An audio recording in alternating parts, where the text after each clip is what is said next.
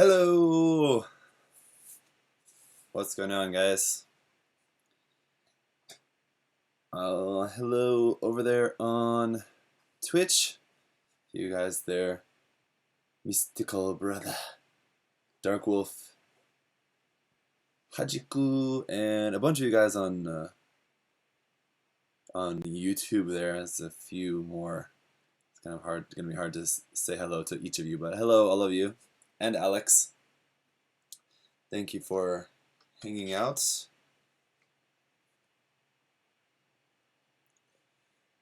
Just a moment. We're gonna be doing the DS first, so bear with me a moment.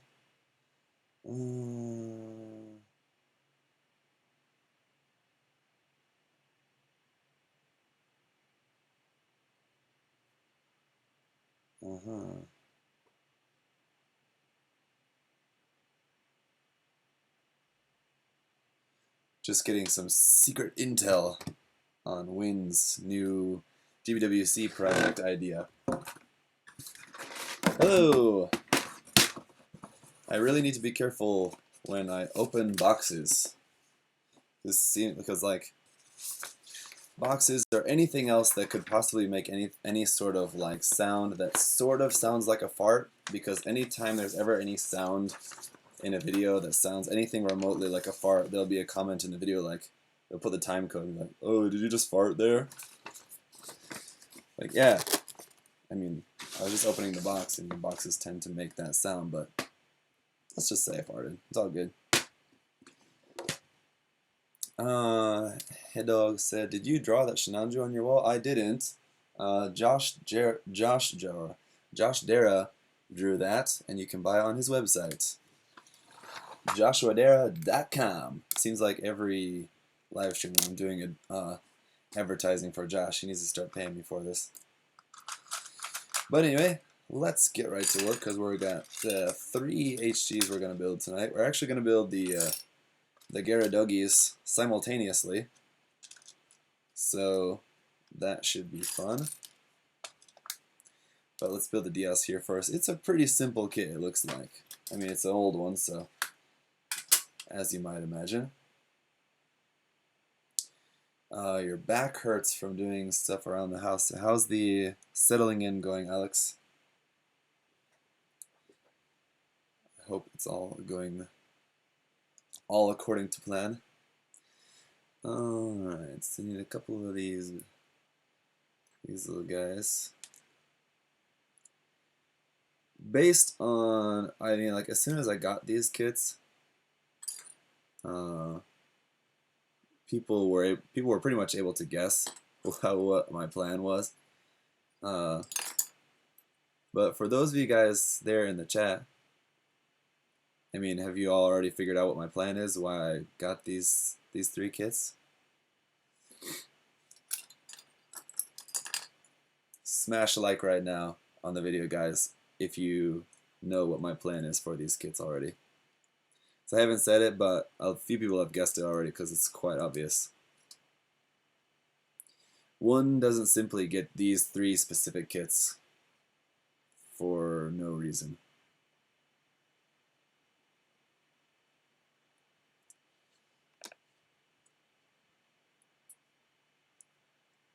Or do you guys not know? Jaden, yes, I'm sort of combining them together. Yes, I mean, you guys are on the right path for a kit bash. That's right.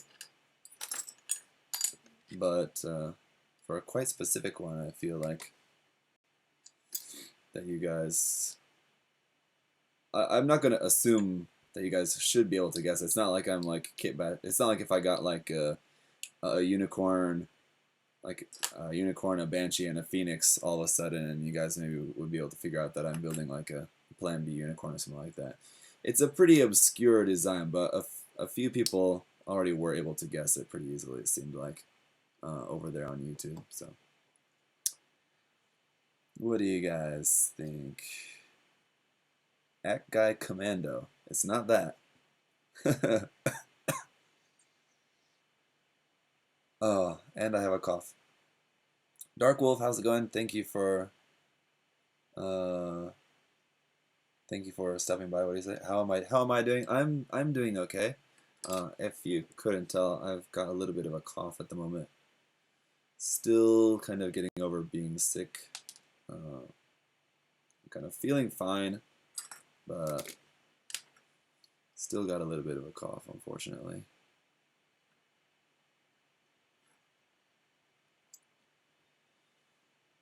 HG Thunderbolt Gelgoog. It's not that one either. You guys really not know? Okay.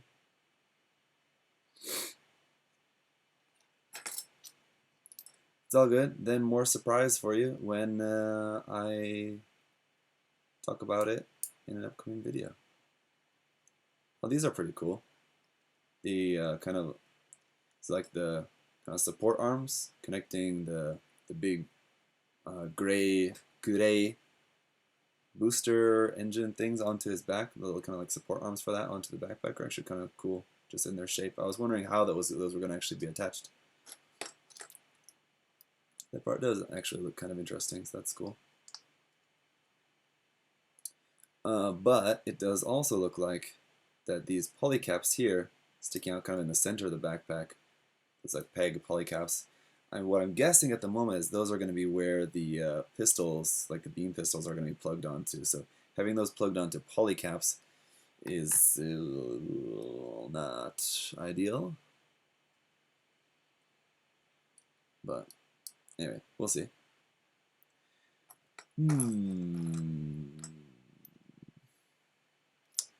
What's up, Crow?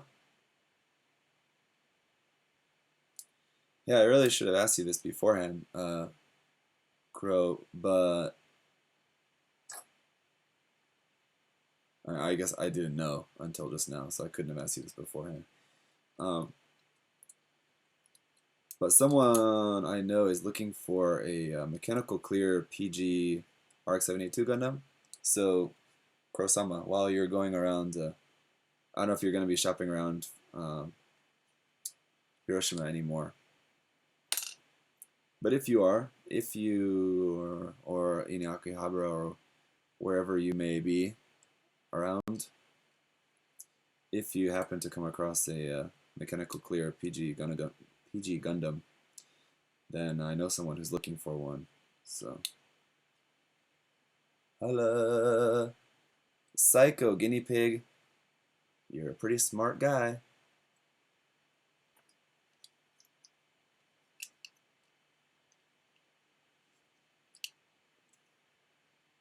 Oh, this backpack arrangement is kind of interesting indeed. Kind of like that, how this attaches onto the back of the torso here. That's pretty cool. I can dig it. What is this piece doing here? This goes somewhere else. I think it's part of the skirt armor. Sure. But anyway, let's just put that down for the moment. You didn't even know there was one. Didn't see one today though. You keep an eye out. Alright, thank you, man. Much appreciated. Let me see here.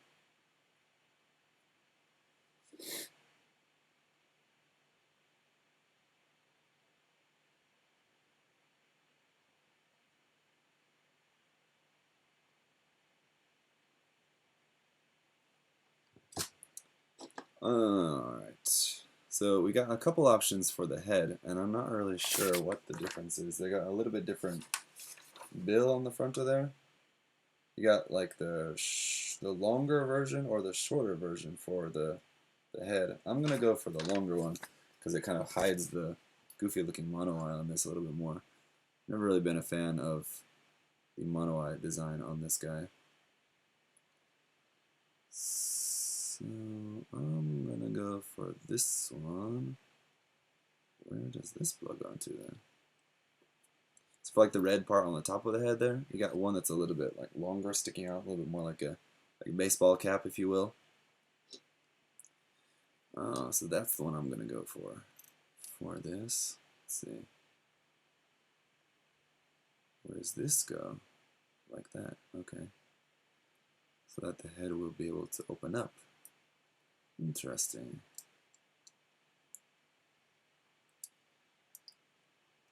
What you up to, Crow? You got the night off from watching the baby, or are you with the baby and watching the Zaku at the same time?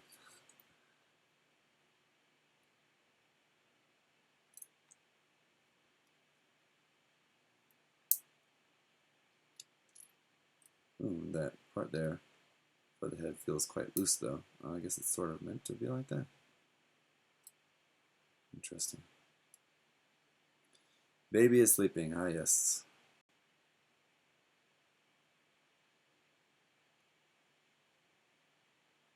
Yeah, get in there.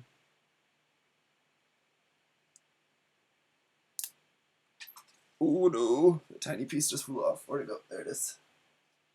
I think it'll be easier to put this mono eye part here on before we put in that piece on the bottom. There we go. Yeah, it's much easier. This piece for the bottom of the head, and yeah, this part here for the top has this gimmick how it's supposed to like open up like that, but it feels kind of very loose. I'm just gonna once it's popped down in there, it seems to be held on relatively tightly. So there we go. This thing's not gonna have much in the way of neck articulation. It can basically turn, but that's about it. Yeah, there you go. What's the main? Oh yeah. So is this the new part, or is I think this is the new part for it, right?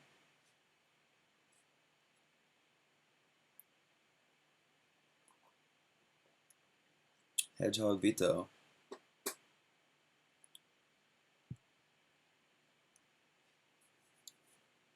Hello. Downed a shitload of Dayquil and dance punched my way to hero. I don't know.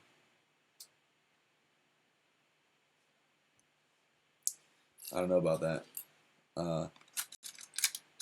I'm gonna go for a no comment on that one.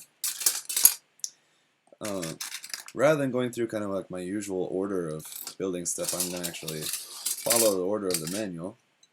So after the torso and the head, then we actually are gonna build the weapons next. The bazooka, I'm interested to see how the clay bazooka is gonna compare to the one that came with some of the newer HG kits, because it seems like it's probably gonna be like pretty similar. Not gonna be that different.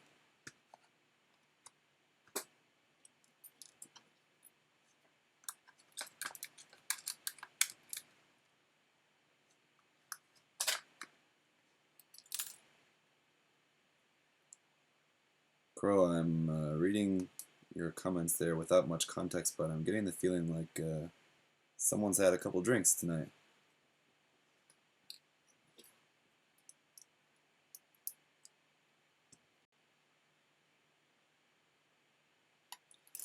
Yeah, really not a fan of these beam pistol things here that he's got. It's like like I mentioned in the unboxing, like the Rick DS in general, is a design I think is like pretty cool, but it's just got some goofy ass aspects that I just don't really like. Like, don't really like the huge flashlight eye that it has, and the gigantic hands are always seem kind of goofy as well. And then these like weird ass pistol things. These plug onto the back. Hey, why don't we just go ahead and plug these on here? I think this goes something like this. I think I can figure it out. Is one supposed to go specifically on the left or the right? I'm not sure, but it fits on there anyway, so let's say that that's right. There you go. He's pretty cool looking though. Hi, Gog. Hang on just a minute. I want to grab a couple of guys here.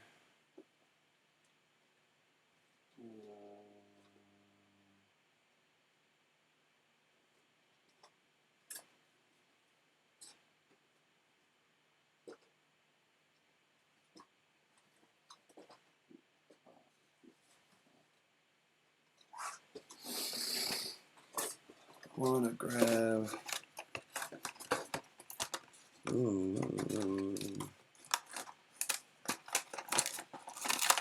The revived Takushiki, just to compare the clay bazookas. They're a little bit different, but barely. See, this upper one is the clay bazooka from the Hakushiki Revive kit, and I think this is also from another recent kit as well. I think it wasn't new to that kit if I remember correctly, but it's very similar. The handle actually moves, but like the details are almost exactly the same. The new one is a little bit thicker too.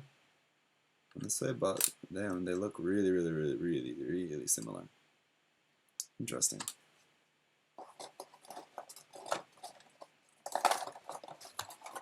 Alrighty. Let's carry on with the waist. Oh no, I said I was going to follow the instructions, right? The instructions actually go to the arms next, so let's do that. Caleb, my family is fine, sleeping at the moment.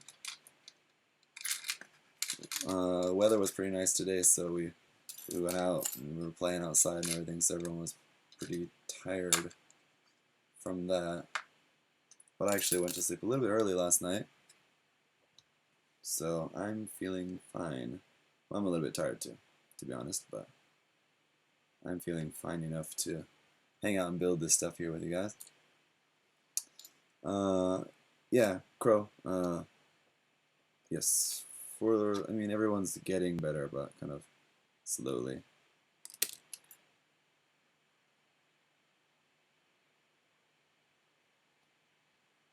Because we were doing,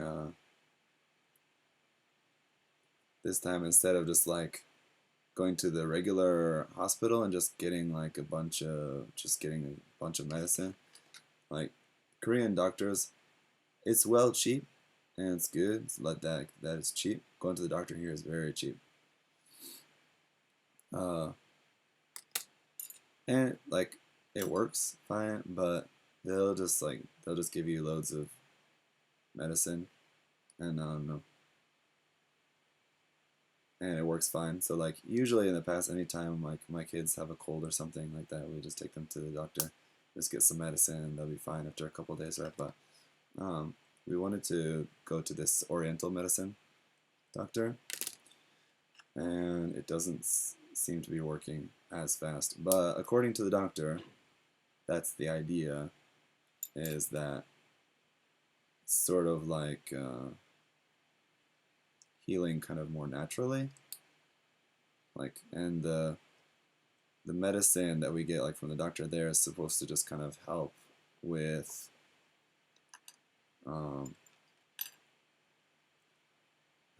just kind of dealing with the symptoms.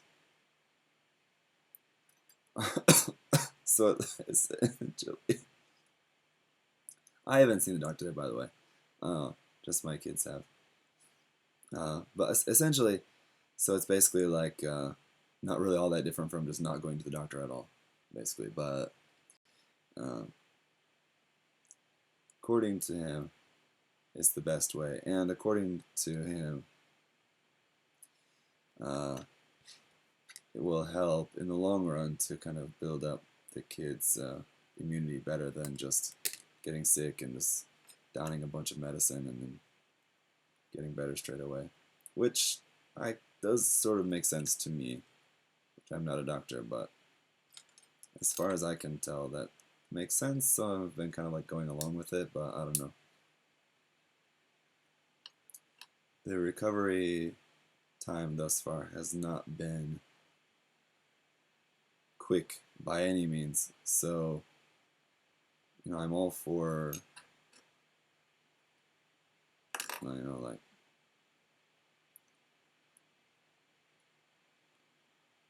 boosting the kids' immunity a little bit, like letting them just kind of tough it out, basically. It's just a cold, it's not that serious. Rather than just giving them loads of medicine all the time for it. On the other hand, I do get a little bit tired of having to seeing them just like struggling with the runny nose and struggling to sleep at night or something like that, just for like 2 weeks. So I don't know.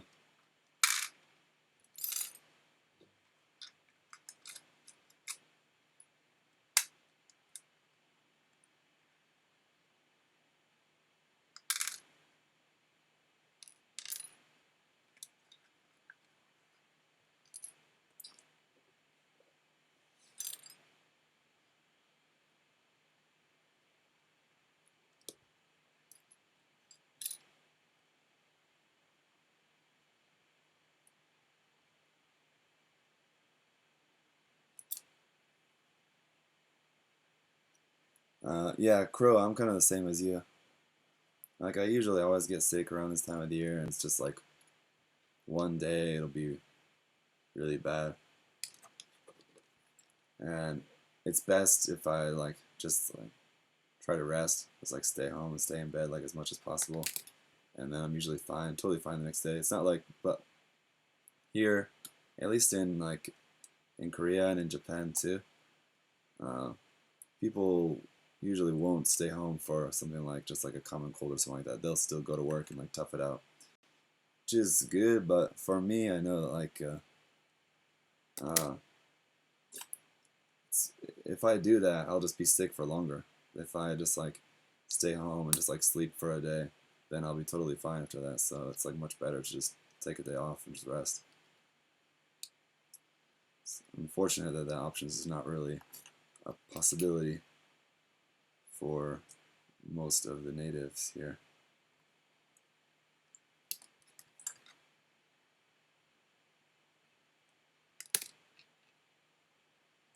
But I'll do it. If I need to, I'll just call in sick.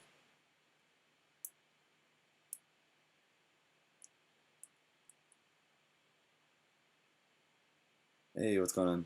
Hey, Simon. And fried calamari.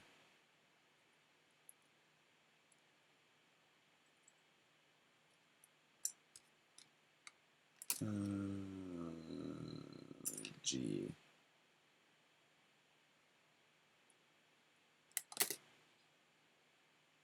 One thing I was noticing while I was just like cutting out all the parts for this kit is that there's barely anything in the legs as far as like like joint parts and things like that. You guys will see in a minute, because I think we're building the legs next, or if not next, then momentarily. But yeah, for the legs, it's like just armor parts, and that's pretty much it. It's almost nothing for the joints. It's really bare bones in terms of like the joints and like structural parts for this kit. But it's an old HGUC, so yeah. So see like the design of the Rick DS, how like the forearms are really chunky and has really thick chunky hands as well. So just he's got like cankles, but of the arms. He's got whatever you would call arm cankles. He's got tree trunk forearms as well, which I mean makes it kind of like buff, like he's like Popeye or something. Gives him a little of that Popeye look. But at the same time, I'm kind of like, I like my Gundams or just mobile suits in general to look a little bit more lean, mean fighting machines than big Lego blocks. What's going on, Outlaw Tadpole? Oh, so yeah, we are building the legs next, but I'm gonna veer away from the instructions here for a moment just to build the waist first, because I won't let this instruction booklet tell me what to do and how to live my life.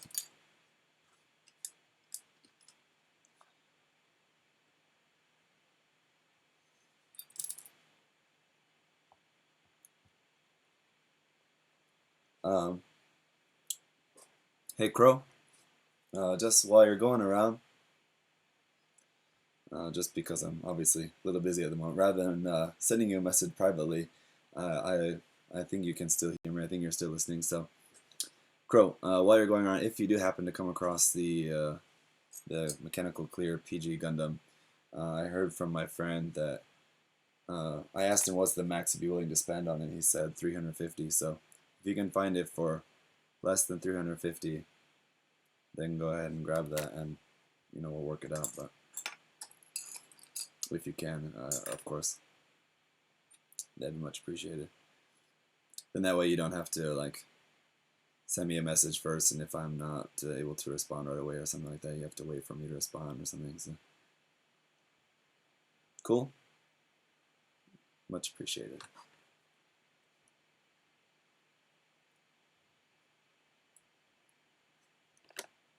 Are you going to be in Hiroshima or around there much longer?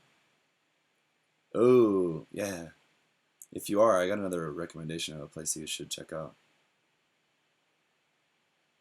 But I don't think I'd heard much really about your plans, so how long are you still going to be around that area?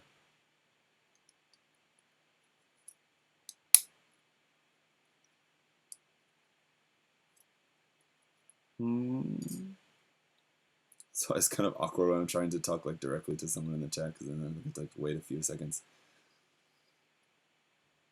You're already in Iwakuni. Oh, okay, then never mind. Actually, the place I was going to recommend was not actually in Hiroshima, but just kind of nearby area.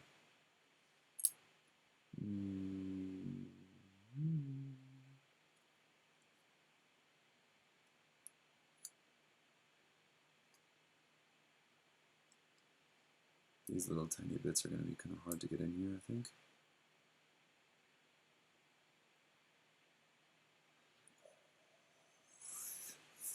We'll be in Okinawa in a week and a half, so I can look there as well. There's apparently a cool shop in Okinawa, but it was closed when I tried to go there, unfortunately, so couldn't go. But hopefully you should be able to go. I forget what the name of it was, but I'm sure if you're Googling just Gundam shops in Okinawa, I'm sure you'll find it.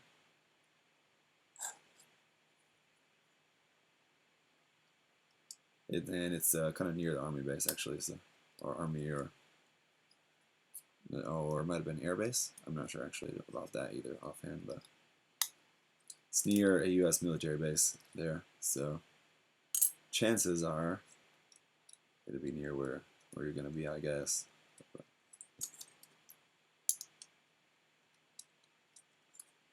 And then this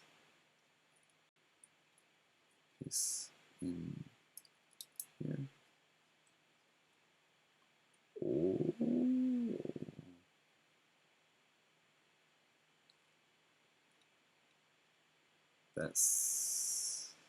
Is that right? That doesn't seem right.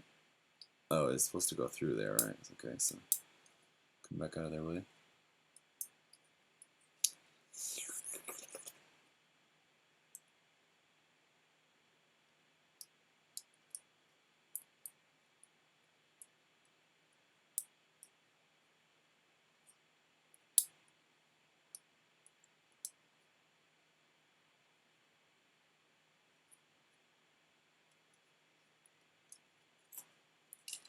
Yeah, Crow, you're Navy, right?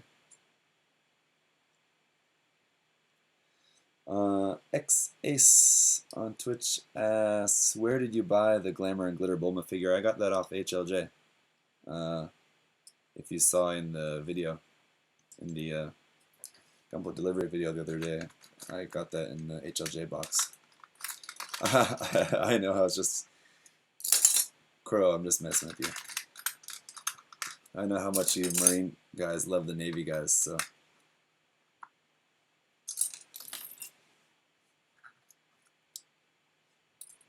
Just messing, dude. So here's where this part goes that was in the wrong place before.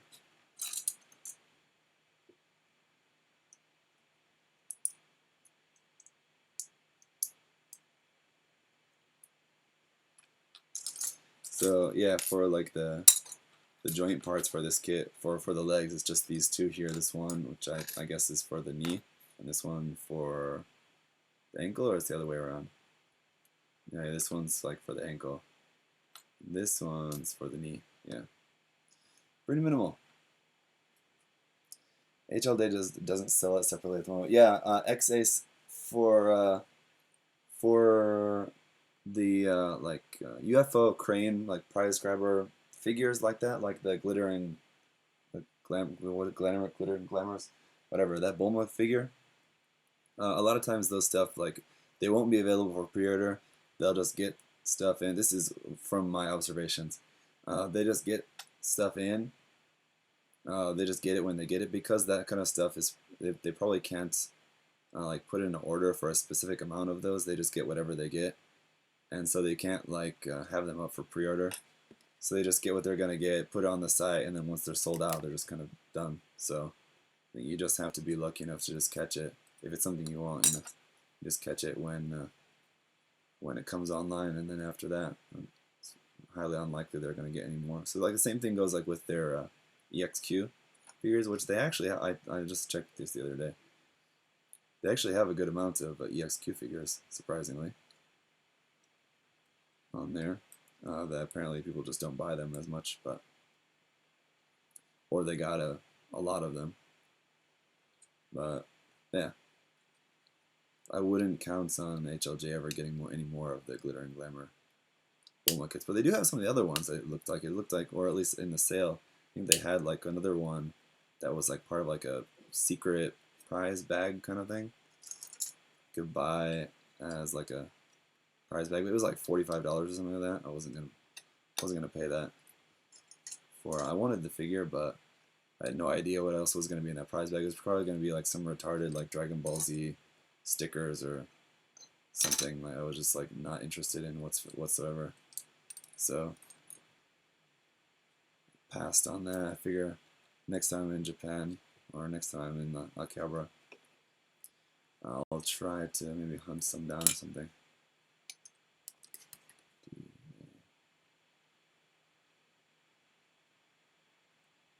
Schuzrm Diaz head reminds me of a baseball cap. Yeah, that's what I was just saying earlier.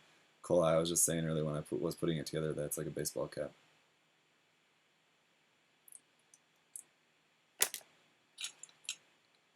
This one goes here. This one goes here. This one goes in here. This part goes here. Close up this thigh part. And of course, you guys wouldn't have been able to guess it. If you wouldn't have been able to guess this already, this kit is pretty heavy on the seam lines.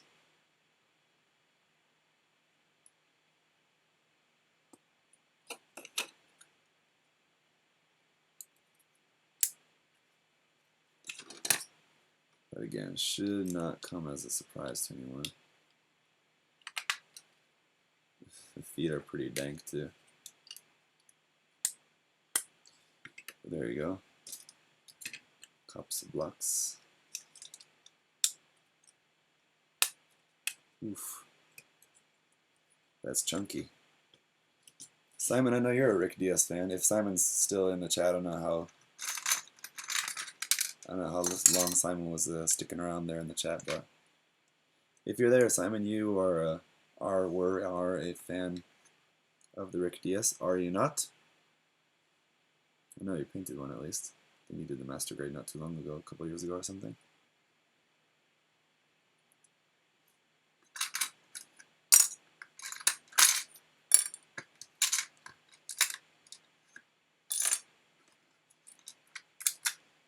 Keep the swivel memes out of our family, boy.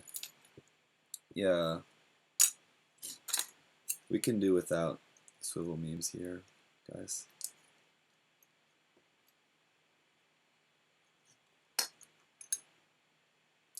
It's all good.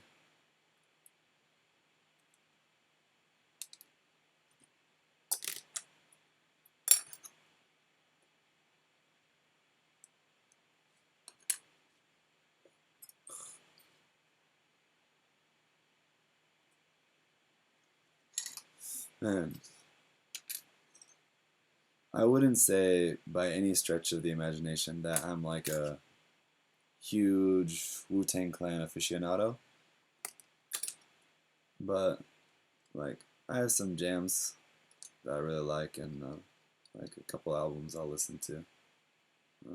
So like I like them, but man, none of their songs get stuck in my head as much as chess boxing. I listened to that song once and it stuck in my head for like 2 days.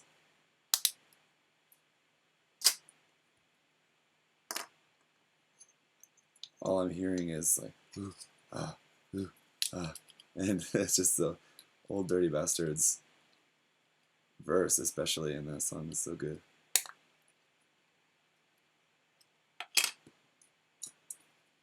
Yeah. Oh, thank you. Put this towards your choice of alcohol for a drunk review. May not be now, may not be this year, but one day we should. All right.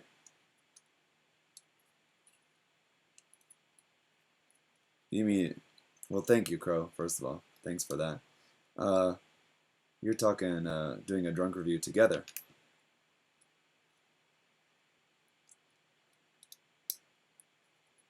I'm more than happy to if we ever get the chance.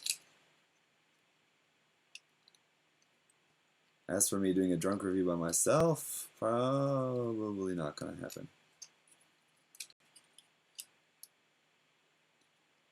I don't know, these days, like, man, it's like the longer I go without, like, really drinking much, like at all, I'm finding, like, my tolerance keeps getting worse. Like, I really can't drink at all these days. I, like, struggle to just, like, finish a tall boy can.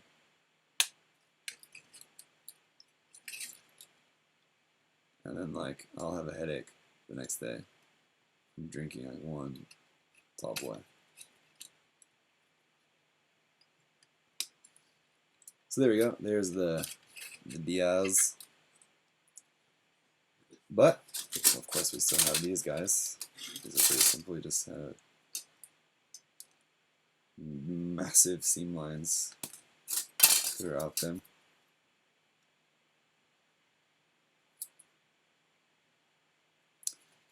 That's it.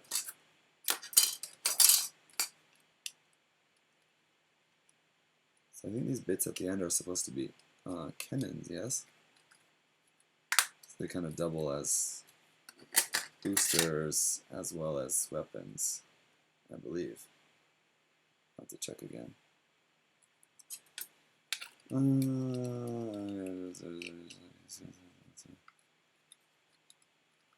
Zach, the memes that goes there.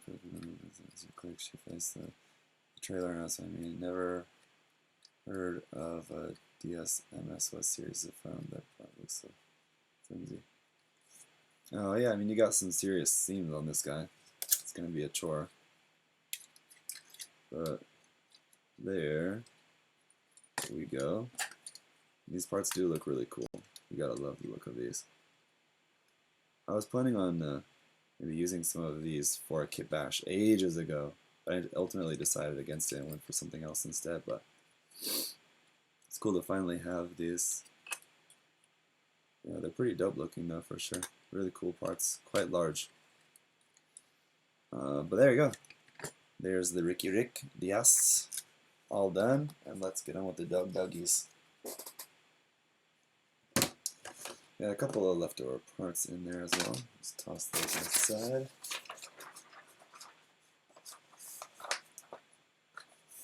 Those binders have some meaty seams. Yes, Simon, they certainly have some meaty seams. Indeed.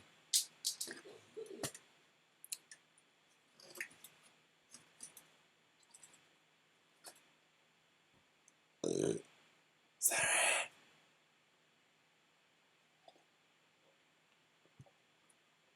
So yeah, so where is that? Here we go.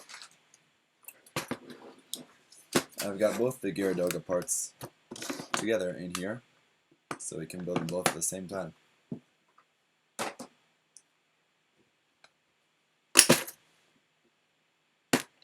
Build them doggies. So here we go. So they're obviously color coded, so I can tell which one's which. Shouldn't be all that difficult.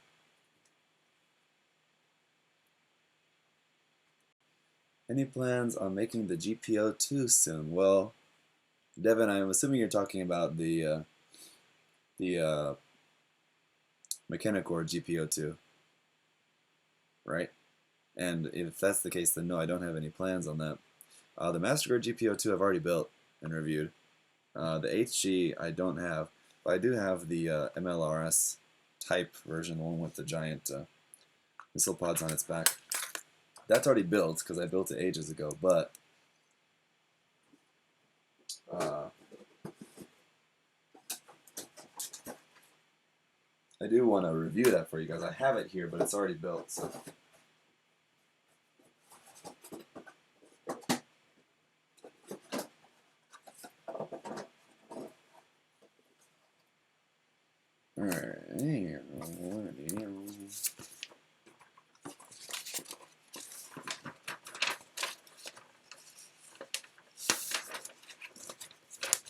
New MG Kshatriya? No way, dude. Sick. My throat hurts.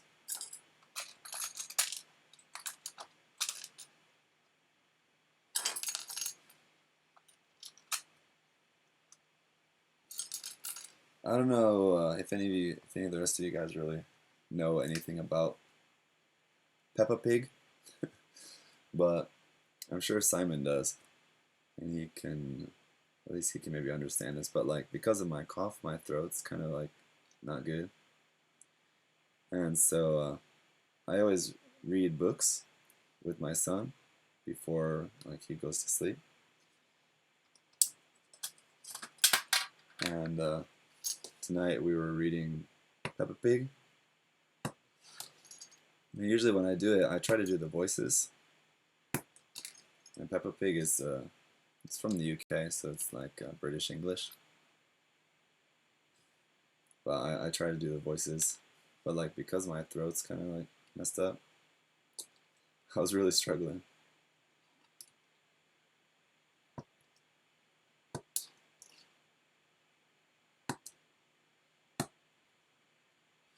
You guys know all about Peppa Pig, right?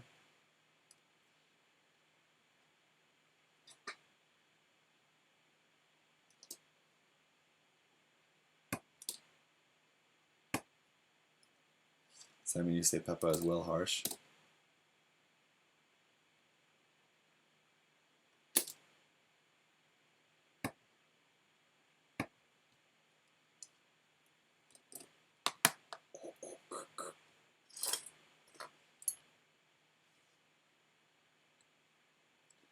What's the history of the Geara Doga? The Geara Doga basically is what you get when a Zaku and a Dogo get together. Then it becomes a Geara Dogo. Sorry for that. Hey Zaku, what do you think of Mechagoikatsu's new grading system, and would you use one like it? No, I've considered this many times, and I actually haven't been asked about this in a long time, but a lot of people used to ask me about incorporating some sort of grading system, but the reason why I don't want to do it is because if it's just seems very arbitrary.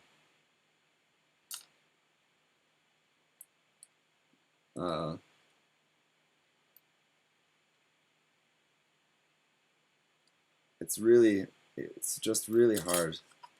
I was about to put the blue and green together there. Gonna have to be careful about that. I'm sure it'll happen eventually. Seems really hard to grade, and that said though, I think the grading system that he has is probably the best thing that you could do. Where he's not really basing the grade much on like individual aspects of the kit in general, but he's more so grading it on like expectations of the line in general.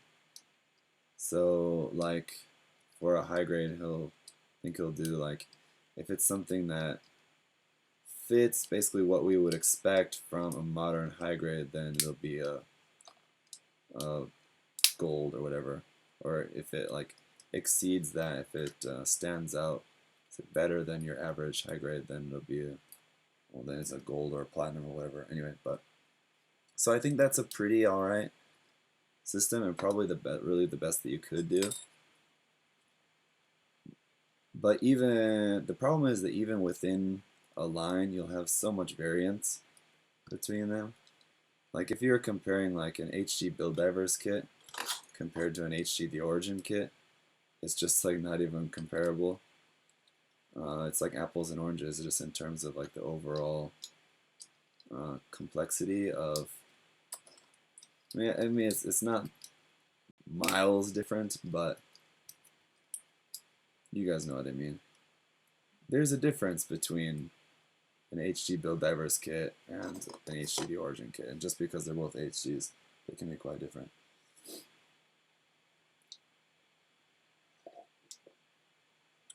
So,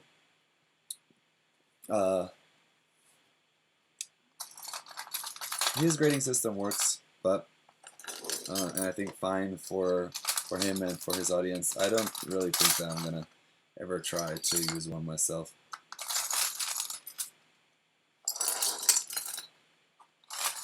And I think my audience probably pretty much knows, if you watch a bunch of my reviews, that I'll pretty much never come out and say that this kit is garbage, this kit is trash. That was kind of like the whole inspiration behind the whole start of the Trash to Treasure series. It was just trying to prove that no kit is complete trash. So the point is, even for kits that would, like, let's just say, for example, if I was using the exact same grading system, and if even for kits that, according to that grading scale, would be like a bronze tier or shit tier kit, I would have a really hard time putting kits into that tier, just because I think it's worth seeing the potential in kits rather than just like writing them off, because there's potential in anything.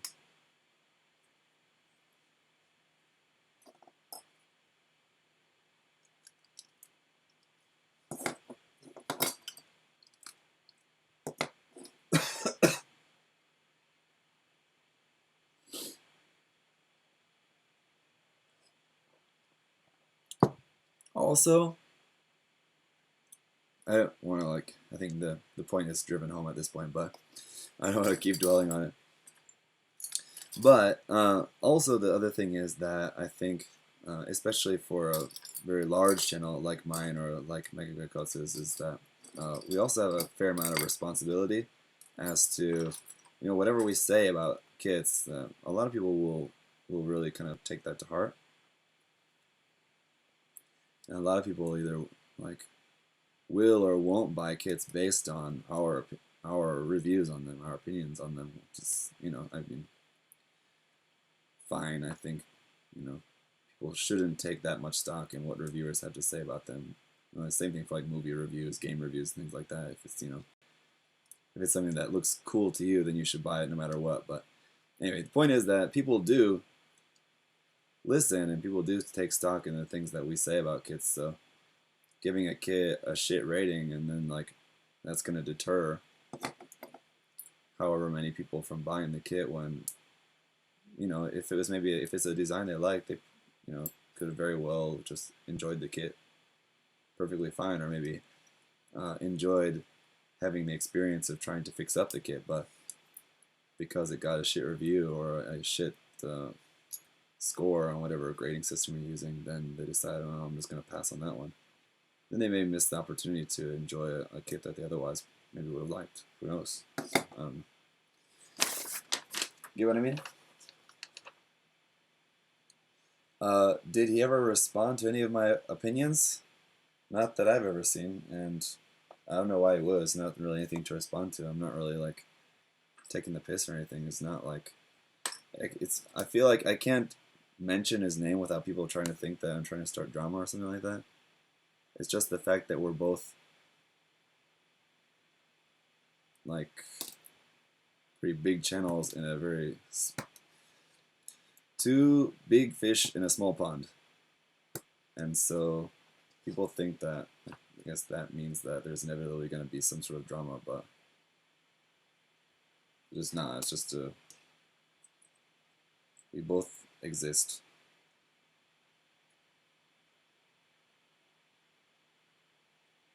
I'm not just gonna like. It's kind of hard to exist in this community, and it's like for me to exist in my capacity in this community and sharing with you guys and just talking about stuff in the community and not ever mention his name, because like he's out there contributing a lot to the community as well, for better or for worse.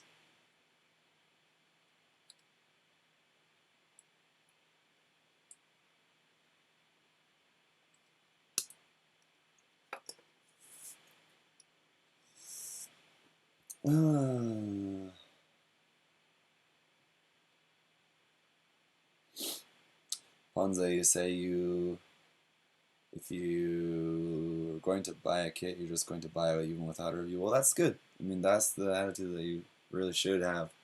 I mean, you should look to reviews. In my opinion, you should look to reviews like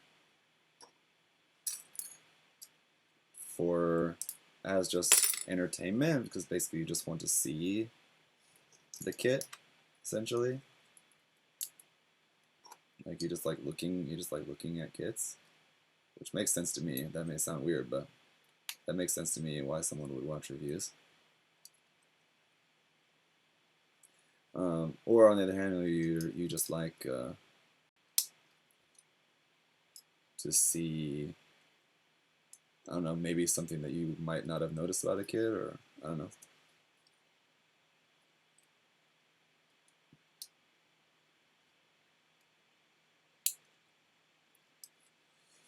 So I can understand that point.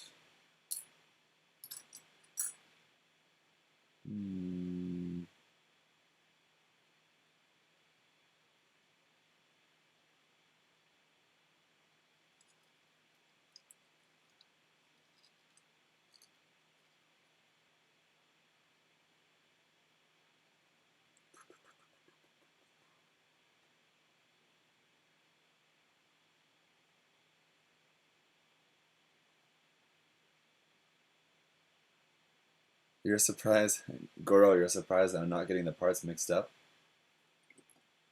Half the parts are blue and half the parts are green. If I was colorblind, it might be a challenge, but I'm not, so it's not that difficult.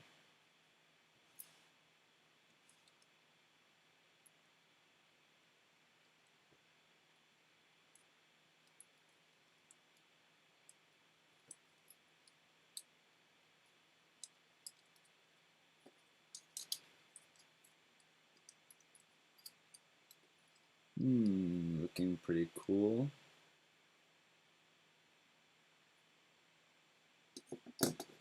I'm really interested to see how this is going to end up comparing to like the Geara Doga as well.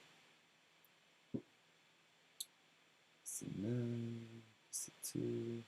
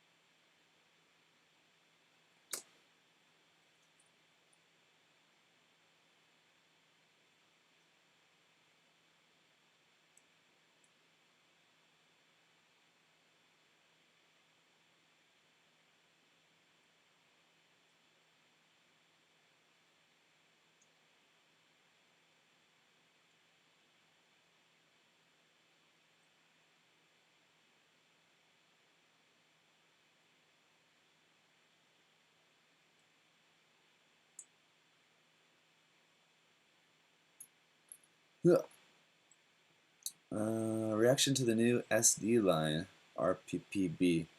The new SD line, I assume you're talking about... Oh, actually, I don't know what you're talking about. Are you talking about the SD cross silhouette line, which is not that new? You're talking about the new SD line of like the weird, like really ornate kind of designs.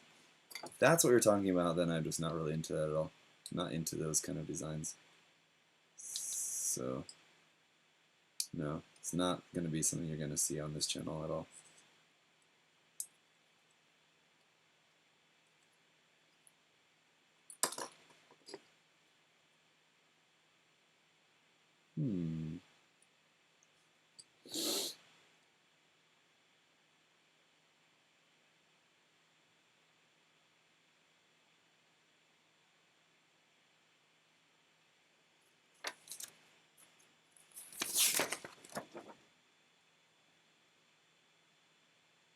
Right.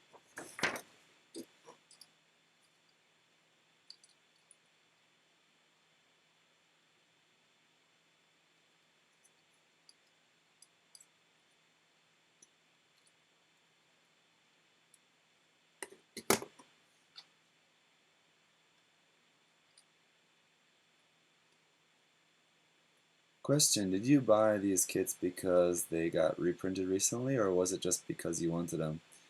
Over there on Twitch, Smoldream. The reason why I got these kits is for a particular kit bash that I have in mind that requires parts from these kits, so that's why I got these particular kits at this time.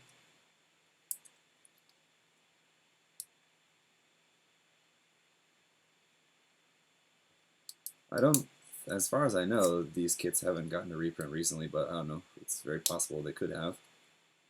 Wouldn't really know. Based on their availability, I mean, I feel like these are the kind of kits that are probably available most of the time. I feel like they're probably, when they are reprinted, they're probably printed in a large enough amount. And I don't think they're like flying off the shelves. I think there's still surely a market for them, but probably not the most popular designs out there for people who want to pick up straight away.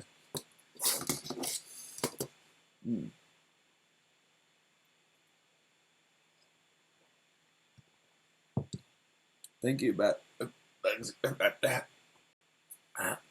thank you, Battle Angel, for the shiny triangles.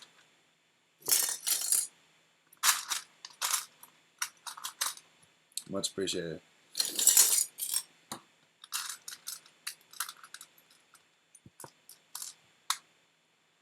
Yeah, I almost died there. Sorry. The cough, sore throat, orange juice combination there. It's like,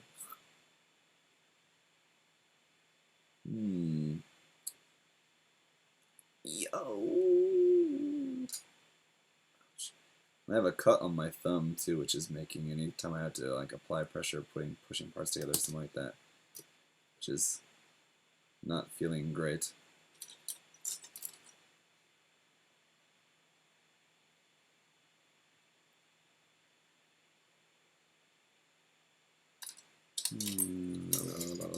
Where's that piece? Yeah, I don't think many people are clamoring to get a Schuzrm DS. Yeah, probably not. So I don't know. Getting these kits. If you guys missed the video when I got these kits, I actually got them through a kind of promotion with Neokyo. It was a Japanese proxy site that I did a thing for. But I had to search for the kits there on their site, right? Basically, they just gave me a certain amount that I could use, and asked me to just find some stuff that I wanted, whatever I wanted within a certain amount, and so I found these, and so yeah, they weren't hard to find. But I said there weren't like a ton of listings for them, but obviously they weren't sold out, so.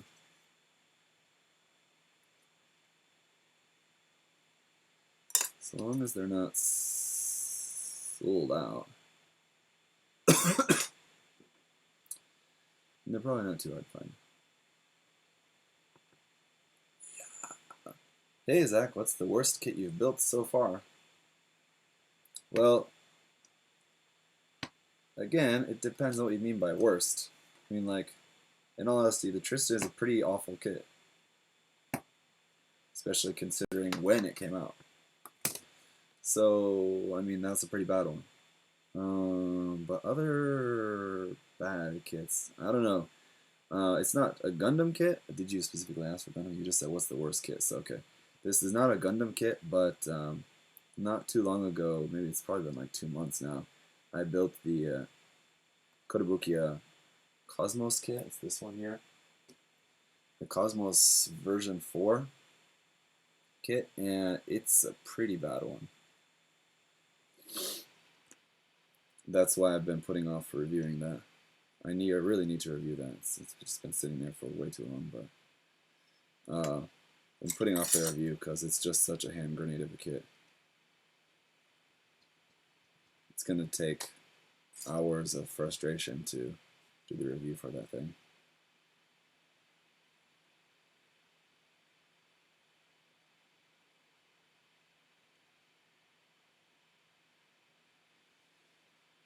Tristan Trash Series is coming. Bash so soon after the Tristan. Yeah, this is not really going to be a very complicated kit bash though. It's going to be nothing really close to being comparable to how off the rails the Tristan went. This is going to be pretty tame. It's a pretty simple kit bash. It's more of like a kit combine than a kit bash. It's more of a accessory bash, really, than a kit bash. So yeah. But actually, I do have another kit bash that I'm working on the side that you guys haven't seen yet.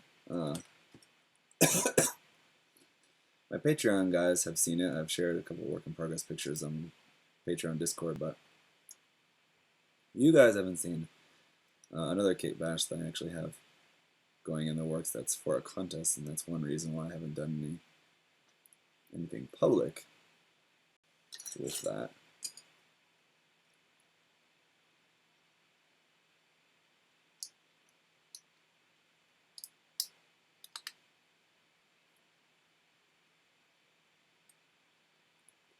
Oh, you.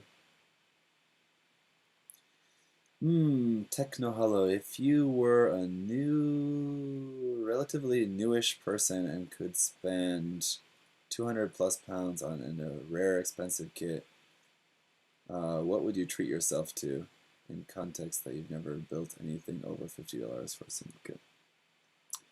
To be honest, dude, I'll answer your question, but to give you my honest answer first is I wouldn't spend I wouldn't spend 200 pounds on a big, expensive, rare kit. I would buy like a couple of nice master grades if I were you. But if you're really set on buying a big, expensive kit, then I would say like get like the Exia, like the lighting version of the Perfect Grade Exia. It's pretty dope. It's way too expensive. But if you're looking to buy something expensive, then it's a pretty good kit. Or the Perfect Grade Unicorn and get the get the LED set for that as well. Damn it!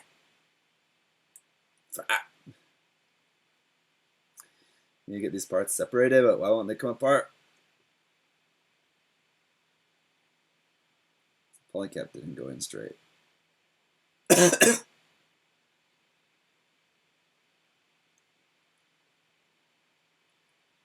you go. That's better.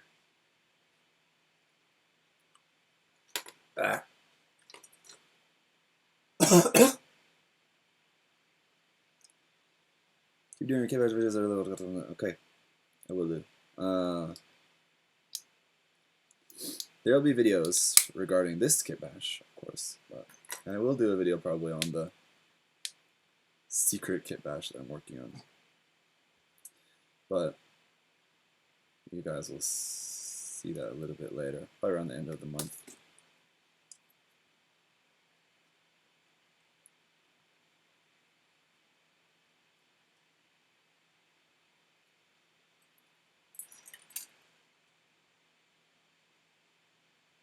What are your plans with GBWC this year? Well, as I said, I think on the last stream, is that I've been on the fence whether I want to enter GBWC this year or not, and I think I want to.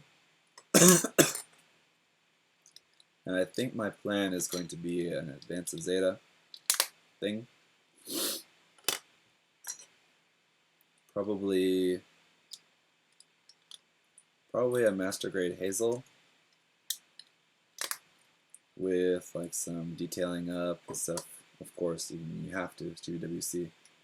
You have to detail it up. So it's like some detailing up, and also probably like a support unit as well. So I'll do like a customized master grade quell or something as well, like to go along with it as like a support unit. So it'd be like a pair of them together. Probably something like that. That's what I'm thinking at the moment. It's not like the most interesting thing I feel like in terms of story, but I don't know. They kind of make it seem like that's a big part of the judging process. But if you look at like a lot of the winners and everything, like it really doesn't seem like that's a really big part of the thing. Because if you look at like a lot of the winners, like what's the story behind them? Like who knows? It doesn't really look like there's really all that much of a story behind them. Most of them, some of them, yeah, but most of them not really all that much. So I don't really think it's really as an important of an aspect as they kind of would like you to have you believe sometimes. So that's my idea for the moment. What do you guys think about that? I know it's not like super original or interesting sounding just as it is, but I think it will be cool.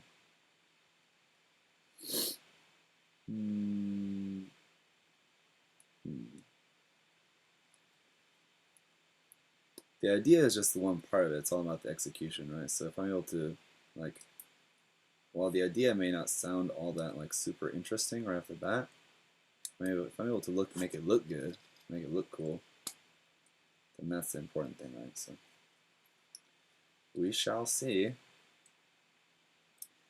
So I actually would like to probably start working on that kind of soon if I'm kind of surely for sure do that.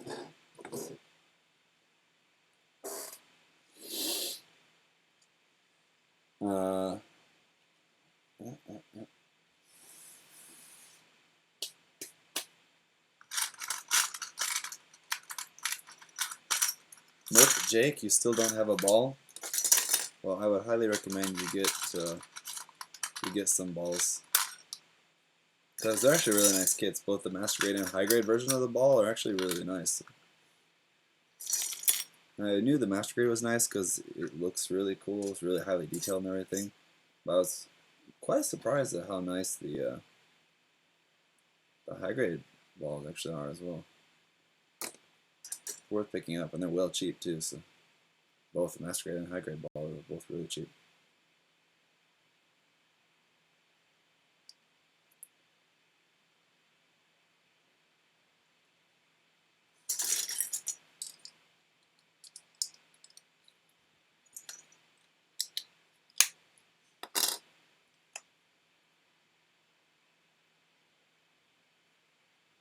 I'm asking because I'm going to be able to treat myself soon to an expensive item because I've never spent anything or clueless on what to get.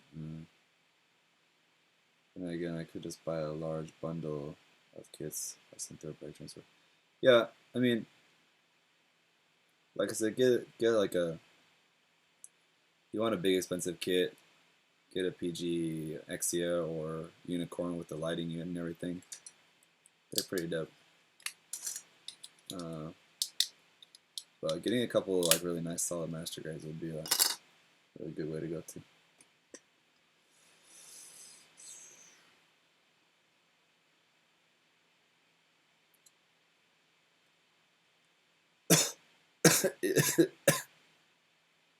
Shanshan asks, is there a big ZAM kit? There is a big ZAM kit, but it's like an old 80s kit. I think it's like 1 to 400 scale, I want to say. 1/550. Yeah. 1/550 scale.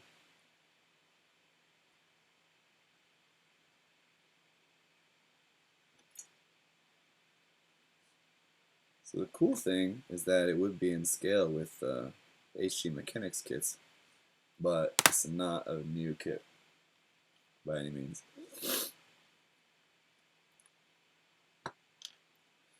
Alright, what do polycap I need for this? Polycap 8 here. 2 of these, thank you.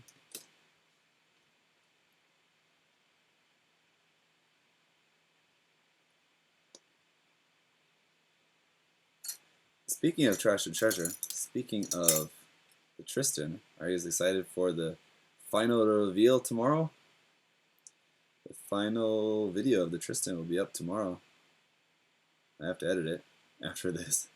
After the stream, I'm gonna go over there and, well, actually right here, I guess. Edit that video. I need to edit that, but it's all recorded anyway. It's relatively simple to edit. It's just a bunch of shots of the Tristan twist spinning around. The Twistin.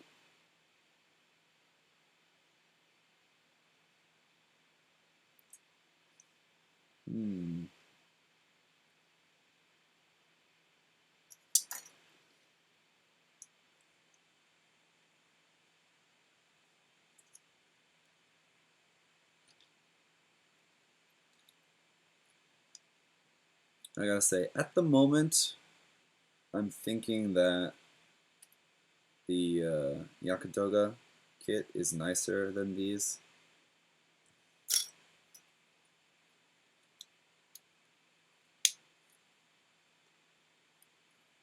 At the moment. See once they get fully put together. The other interesting thing was that in my unboxing for these, I mentioned about like other versions, but I either totally forgot or somehow never knew that there was a P Bandai HG full frontals Geara Doga. So I knew that there was the master grade.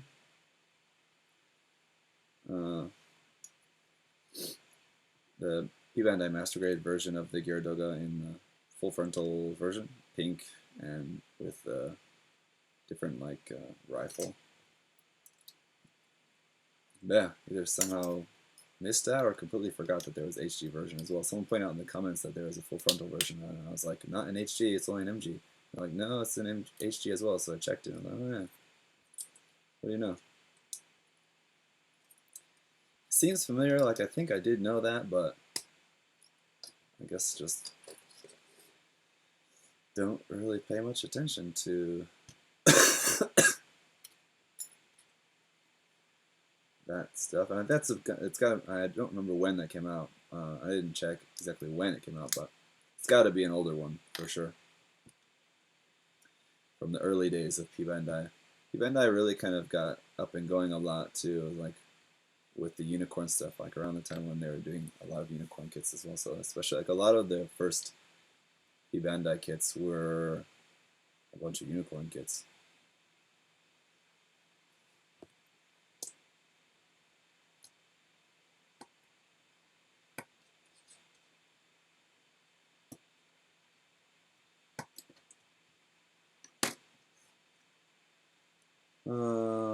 Kind of suffering from kit procrastination, like using a kit to move into another one and then repainting the same thing.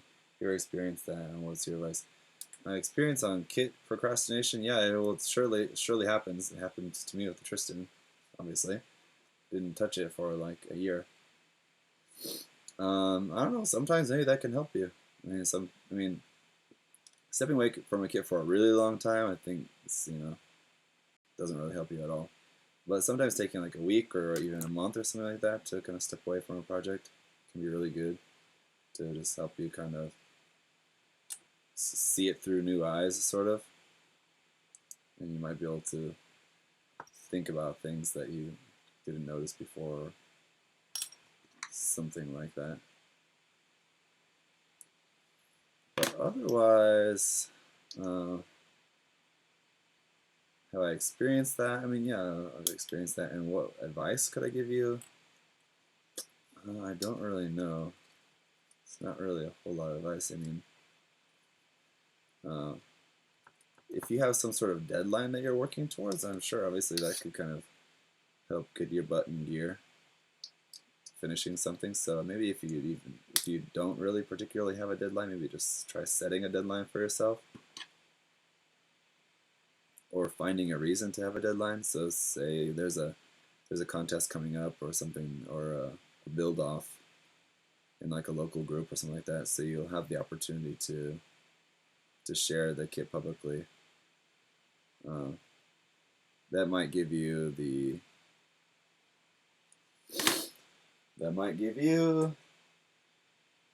deadline that you need to get the kit done.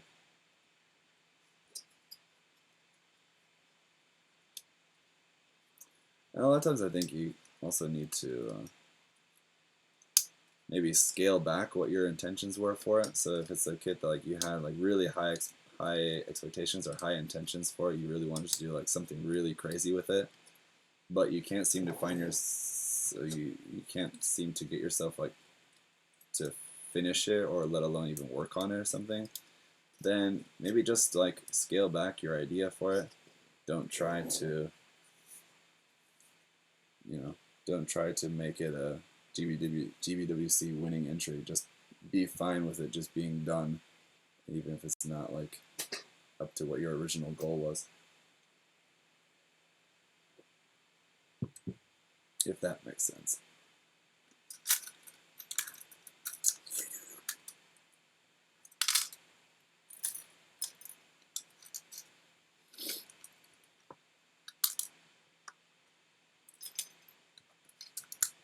I realized suddenly that I hadn't built the heads yet,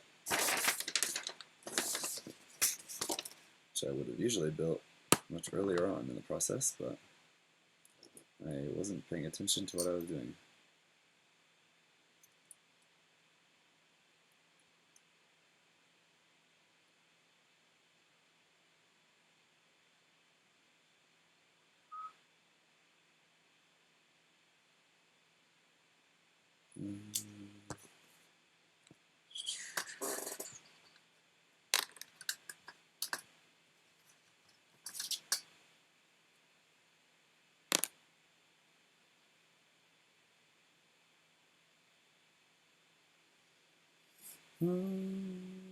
Mobius asking the real questions. What was your question, Morpheus? Random question, what's your favorite ice cream flavor? Ooh, I really couldn't answer that. Ice cream for me is a lot like a pizza. You just can't really go wrong with it. So, I don't know, there's probably, of course, certain ice cream flavors that I like more than others, but I don't know. Give me like a big bucket of Baskin-Robbins with like 5 different flavors in it, and I'll probably just enjoy it all just as much as the rest. So I couldn't really say a favorite ice cream flavor. I just don't really have one. But I do love ice cream.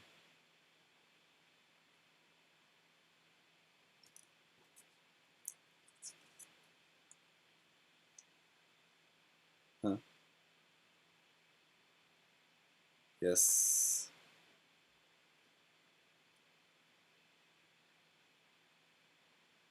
I don't know. Yeah, Alex, I will say that,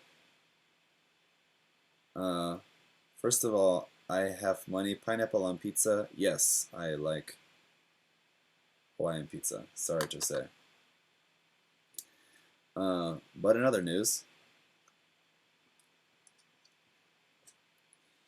In other news, Alex, yes, you're right. I have had pizza here in Korea that was just wrong, but it's pretty uncommon. Most of the time, it's fine for me.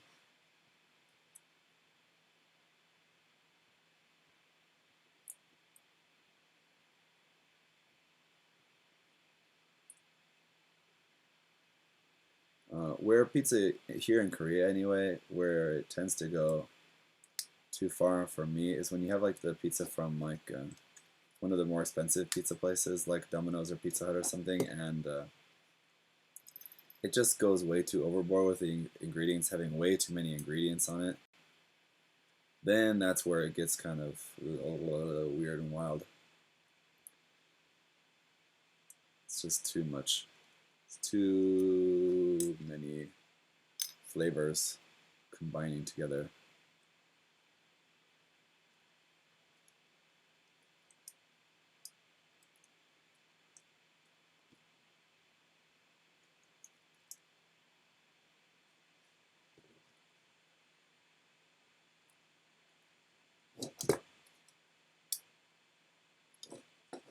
Gotta love the Geara Doga's head though, that's for sure.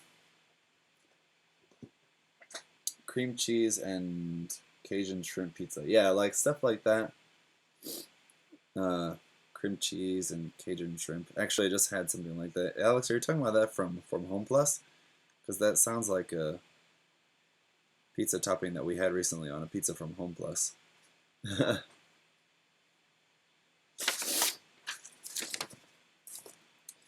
We had that. Alex, you know how Home Plus has that all for you? It was Domino's a while back, huh? You know how Home Plus has that all for you pizza, where it's like four different. The pizza is split up into fourths, and each quarter has a different topping on it. You know, we had one of those recently. One of the toppings was that. It was like, I don't know exactly what it was called, but it's basically, it sounds about right. Yeah. Sorry, not Home Plus. I mean Emart. Yeah, Alex, Emart is what I'm talking about. Yeah, that's basically what it was. Cajun shrimp and cream cheese. That sounds about right. But yeah, their pizzas did get smaller, hey? And the price basically stayed the same.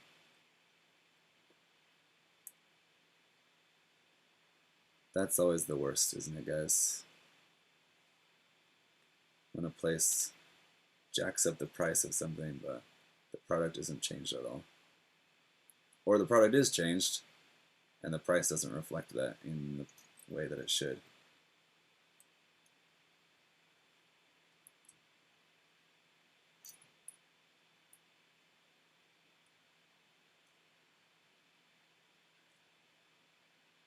Costco pizza is still the best. Yeah, I mean, I can support that. Costco's pizza is still the bomb.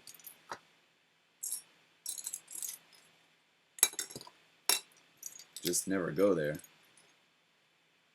We were talking about that actually just the other day, whether we should go to Costco or not, but we decided not.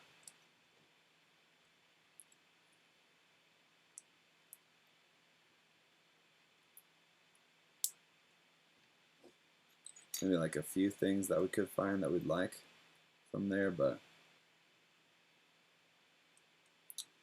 well, here at our house, it's that time of the year when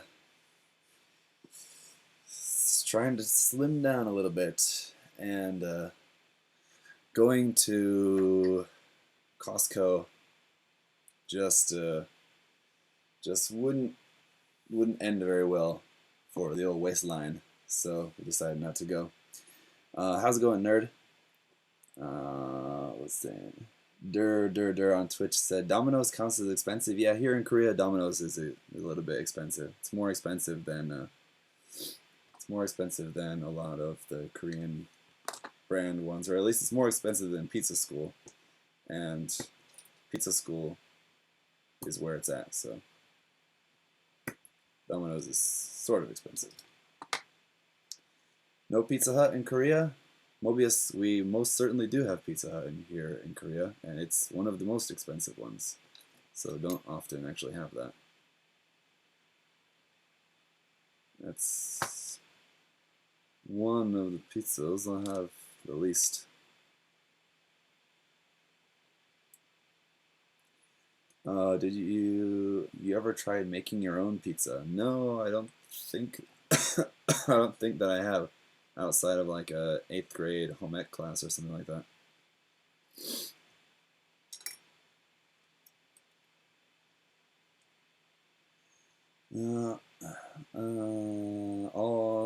All the pizza joints jacked up their prices. Oh, really? I know we haven't had much pizza recently, so I don't know. Couldn't really say.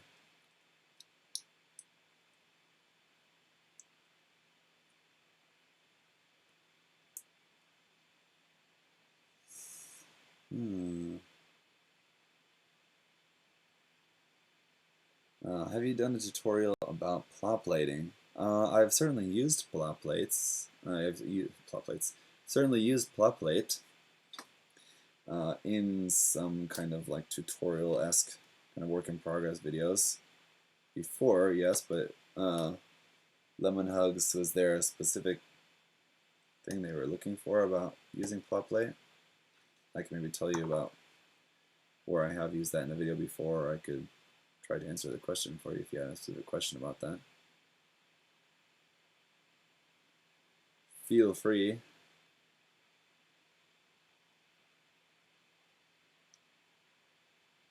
Cowboy Bebop? I guess I'm not Cowboy Bebop.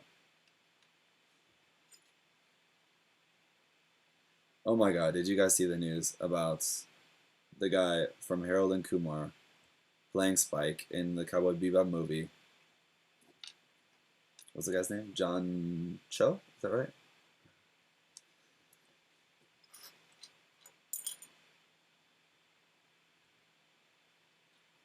That could definitely be wrong, but John Cho. I was right. That's good. No, and that color is wrong.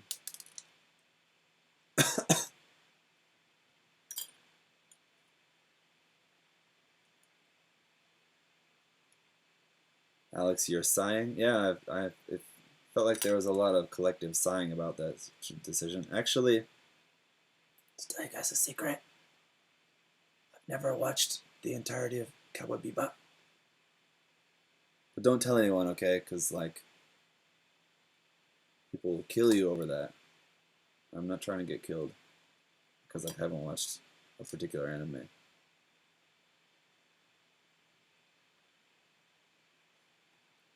But I don't know.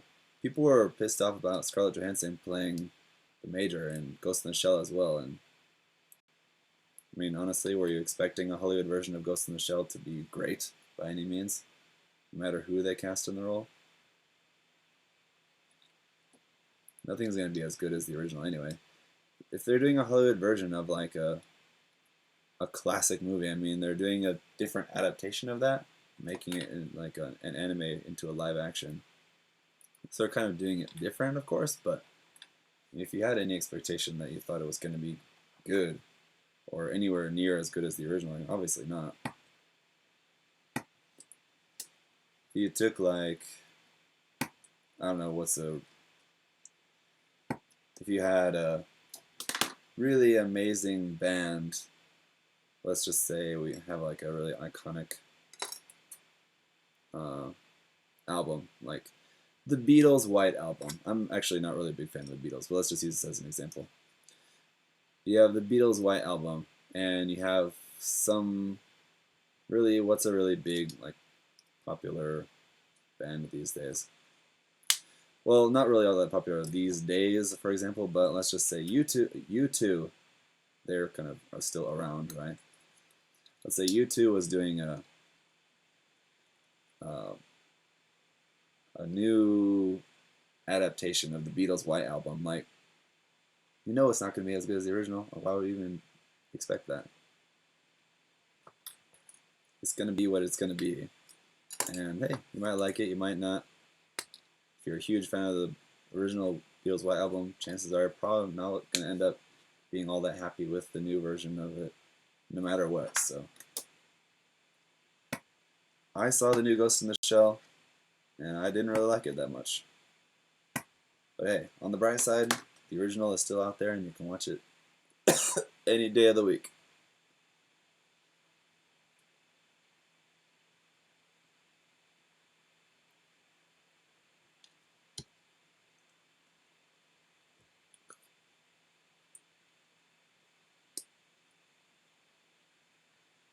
The problem is that Hollywood's got us by the nuts with these things because they know we're going to watch it no matter what.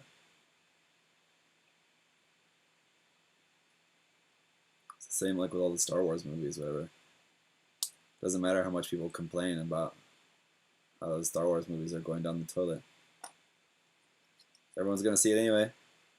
Same thing like with the Marvel movies, whatever.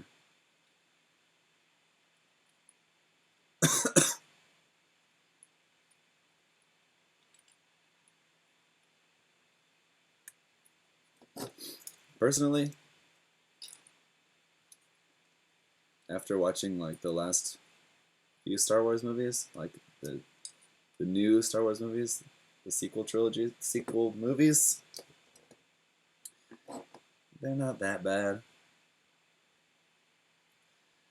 People just get all pissed off because they gotta get pissed off about something. Luke drinking the blue milk straight from the udder, that was pretty gay.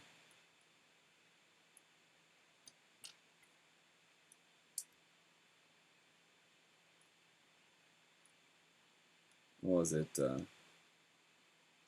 Last Jedi was just badly written. That's for sure. Do we want to get into a Star Wars discussion? I mean, I'm not sure actually. Now that I think about it, if this is a this is a path I want to continue down, because I don't know what's going to happen in the comments, but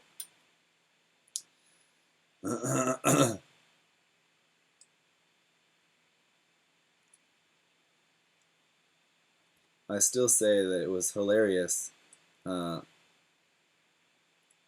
The Last Jedi came out and watching PewDiePie's video talking about The Last Jedi, that he pointed out the exact same scene that I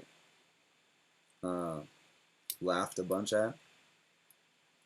He was talking about it in his video and talking about how there was one particular scene that really made him laugh a lot, and it was the exact same scene for me. Like when I was watching it, I laughed out loud in the theater when there was this part, and it was the scene when Rey is practicing her lightsabering on the stone, and like causes that stone like to fall down the mountain, and it smashes the cart of those like weird rat nun things on the island.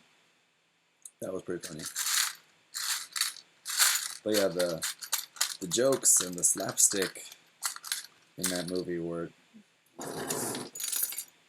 I'd say, 19 out of 20 times a complete miss.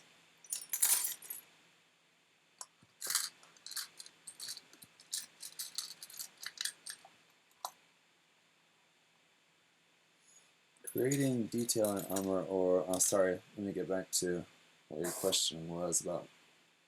Lemon Hugs about plot plating. Creating detail in armor or making plot plate curved. I haven't really done a whole lot of videos that really particularly about using plot plate like that, so it might be something to work on in future videos. I'll keep that in mind. But Techno Hollow asks, are this month's Zaku kits worth getting? I'm not planning on getting them because it's just very minimal differences from the kits that we already have. But if you don't have any of the Origins HG Zaku kits already, then I would definitely recommend picking up one of them at some point. So at least one just to check them out, because they're really fantastic kits. But it's just I already have a bunch of different variants already, so I really don't need new versions of them.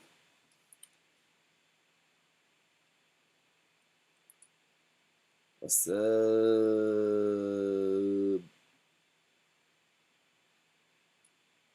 Hello, Keto Men.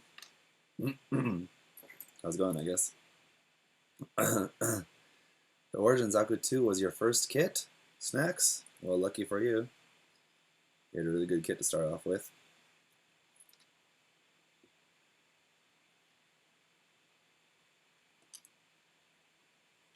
Quick question, I know you're not done yet, but how does the HG feel compared to the MG? Well, it's certainly got a lot more seam lines on it. A lot less color separation, but painting it really shouldn't be all that difficult. A lot less detail, of course. And just overall, it just feels like an older HGUC kit. I mean, it feels pretty solid for the most part. I think in general, like I mentioned earlier, I think I'm going to end up saying that I think the HG Geara Doga is a little bit nicer than this in general, but I think this, I don't know, they're comparable in different ways. HG Geara Doga, I think, is maybe a little bit nicer in some ways, but this one in other ways.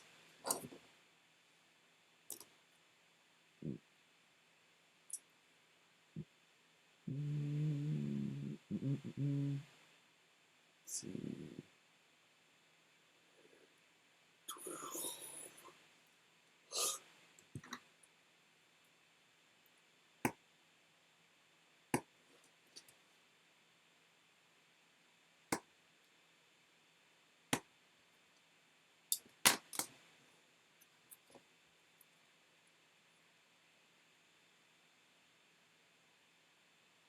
Oh. Yeah, the Zuda's got some cool aspects to its design, but it's got them clown shoes for sure.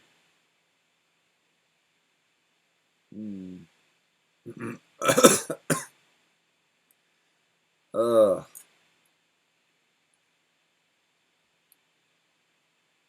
Alright.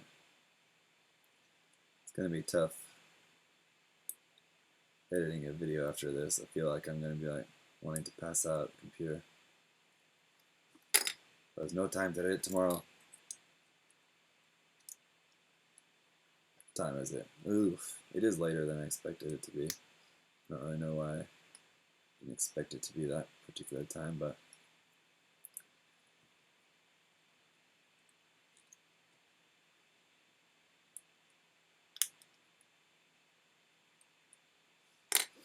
spiky shoulders. Yes, it's gonna rain tomorrow.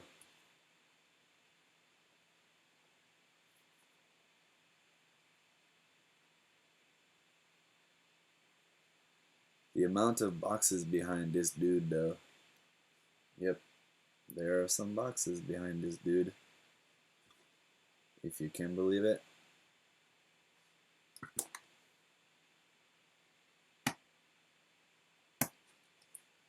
It's kind of weird. It's almost as if I'm a reviewer on YouTube. Strange.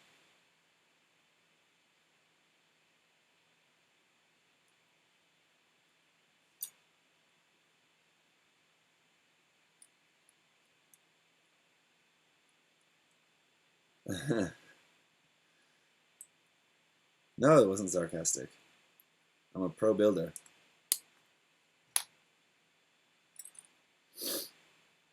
Certified. Meijin Kawaguchi certified me with the pro status. Last time I saw him.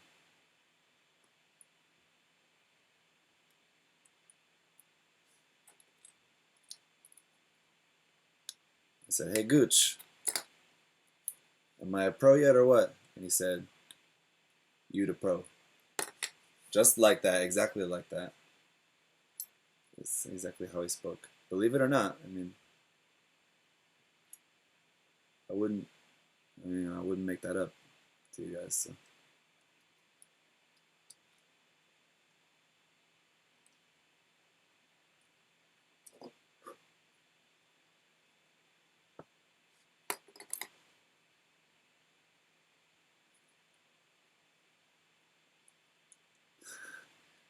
That actually would be really funny. Next time I have an opportunity to see Meijin Kawaguchi, I just want to take a video like going up to him and just saying, "Hey, Gooch." That'd be pretty funny.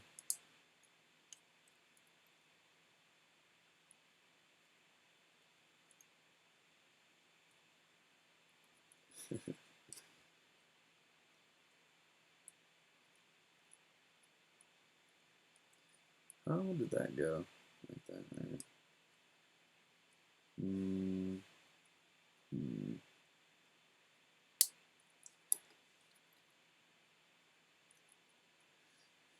Just got into Gunpla and built a mobile Haro and an MG Mark II HG edition. What MG do you recommend next? Oh my.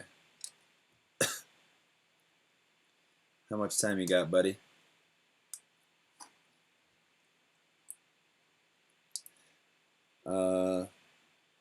Gabriel, I would recommend you watch my video number 350. All my videos are numbered, and I have very specifically memorized this particular number of video because it answers this question pretty much every time any variation on this question is asked to me. And as far as my kit recommendations go, I would recommend you to watch my video number 350. Oh no. Oh no. In both of the forearms I left out the polycap for holding in the hands. I can't plug in the hands. But just in case you guys forgot, I am a pro builder, so let's just keep that in mind. Sometimes though, just to show you guys, you know, what not to do, I like to mix it up a little bit and you know, so leave out a polycap here or there so you guys can see what it's like to have to take things apart, and you know, hopefully you'll be able to remember, like, oh wow, that sucked. Definitely don't want to do that when I'm building a kit. And so, you know, you're welcome. Just trying to share my knowledge, years of experience with you. I am a pro, you know, so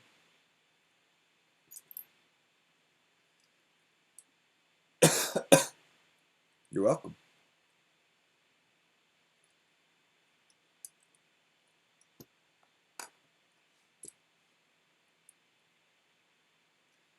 Ricky B, my pro status is not slipping away. My pro status is solidifying anytime I make a mistake, because it's all in the effort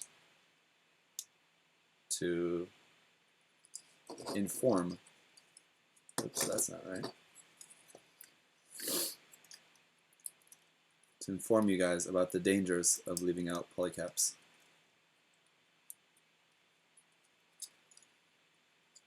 Nothing can ruin your day faster than leaving a polycap out and having to disassemble parts.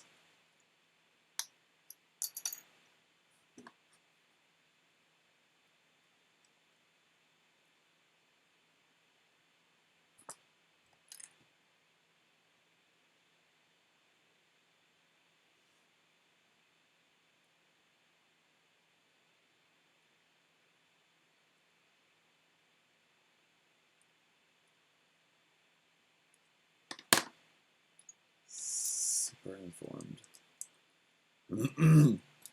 Ah.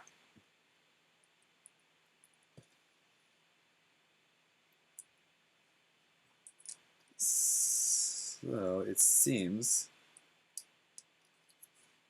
that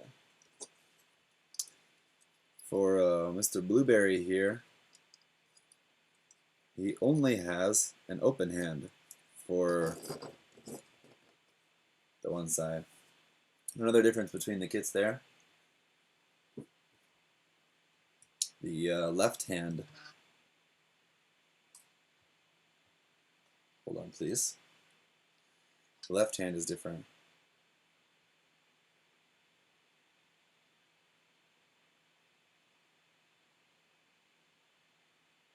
Hang on just a minute, guys. Excuse me.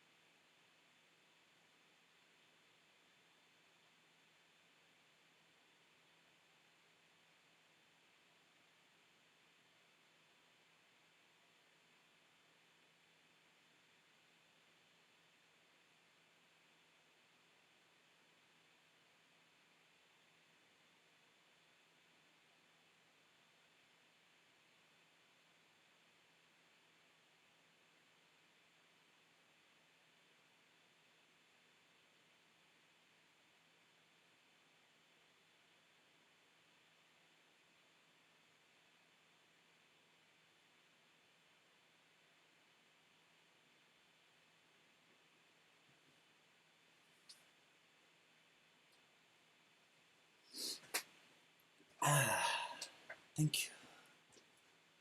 All right.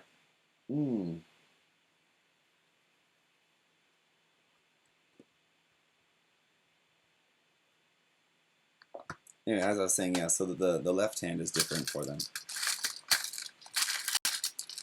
An interesting difference between the two. Let's build the weapons and wrap this up, shall we? Mr. Nice Guy asked, what's your opinion on the MG Aegis Gundam? One of my favorite kits, I'd love to see a review. I've never really quite liked the way the kit looks. I've never really been that big of a fan of a particular Gundam anyway. Like, the kit looks pretty solid. But I don't know. I've never really been like that interested in it. But I'll take a look at it again. I don't know. My opinions, my thoughts on how certain kits look do tend to change over time, so I don't know. Haven't really looked at the kit much in a long time, so it's possible that if I were to just have a look at the kit again, I might suddenly find it a little bit more interesting looking than I had in the past, so I'll take a look at it anyway.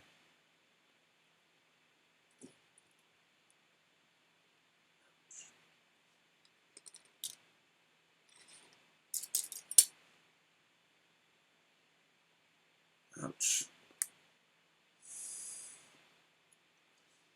Man, that cut on my thumb, it's like one of those, it's like tiny, but really irritating, because like every time you touch something, it's like, ow, ow.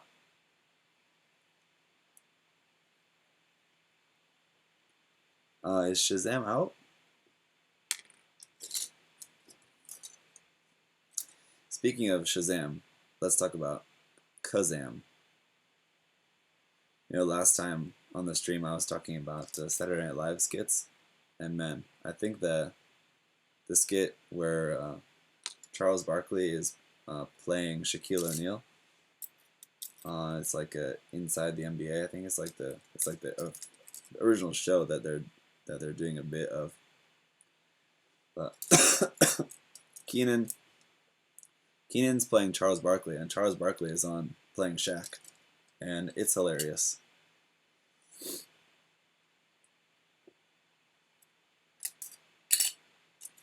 If you guys haven't watched it, I would highly recommend watching that. It's got to be up there among my favorite Saturday Night Live bits. At least like in the past 5 years or something.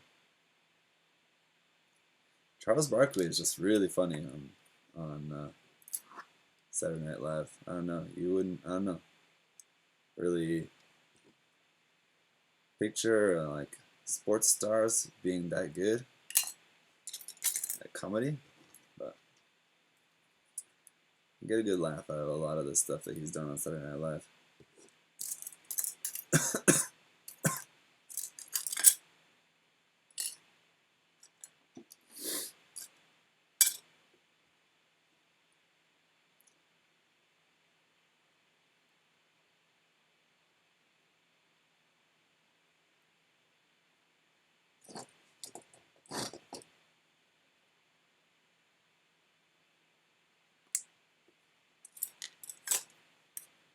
Where's the...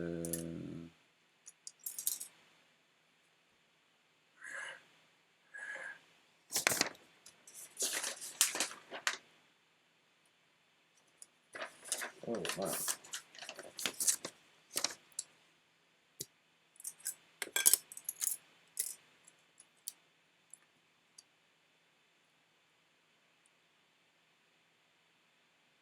You really liked Venom? I don't know, Venom had...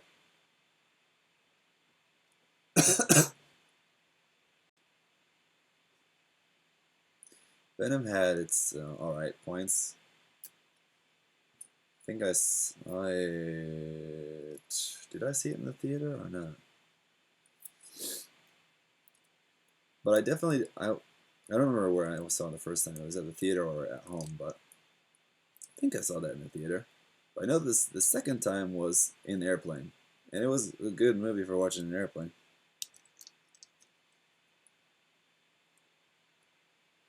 But Venom was alright.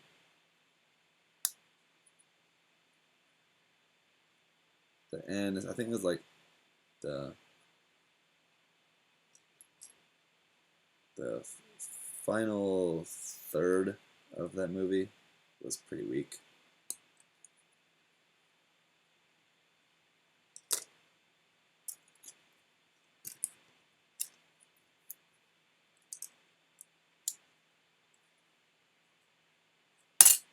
Right?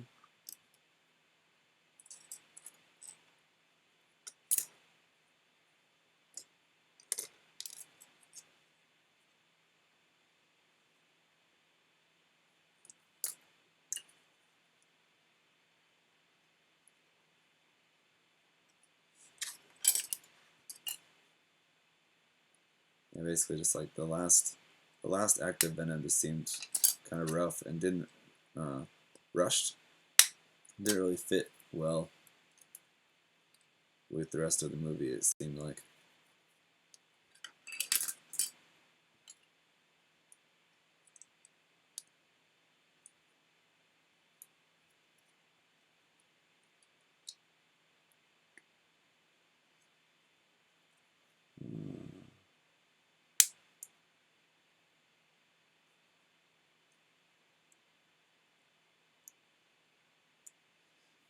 That's what I thought. Would you do a video of solid kits that you don't find personalized thing pleasing? Yeah. I don't really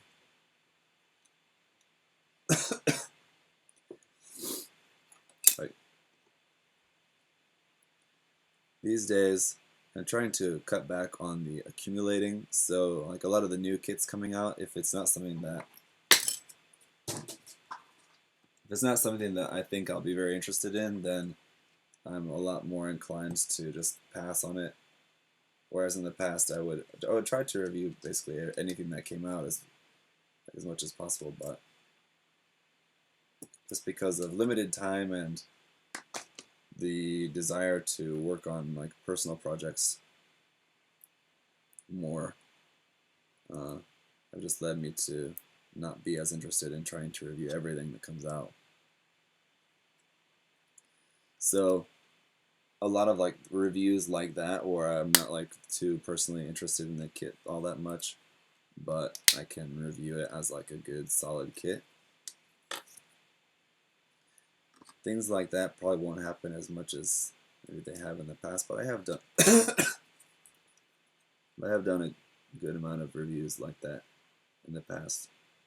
Reviewed kits that I didn't think I was really going to be all that into, but end up liking, or at least ending up giving them a fair review, even if it was something that I wasn't really that into.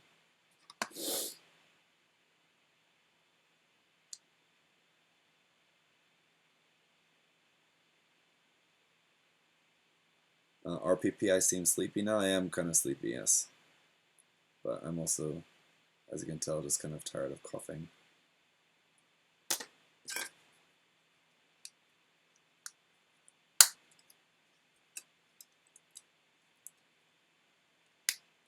CM will be a 0.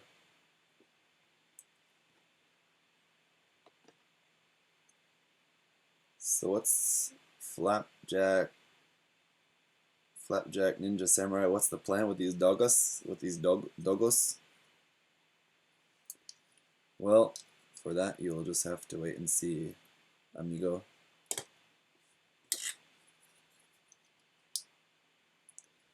A lot of people have guessed it already, but I will neither confirm nor deny what the plan is quite yet, but you can pretty easily guess, I think.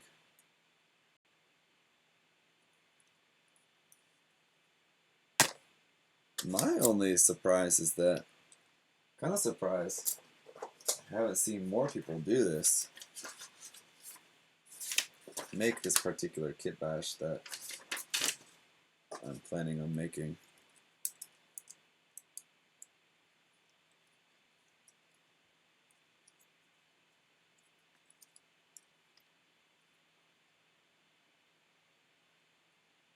Because as soon as the kit came out, it seemed like it would have made sense for people to make this.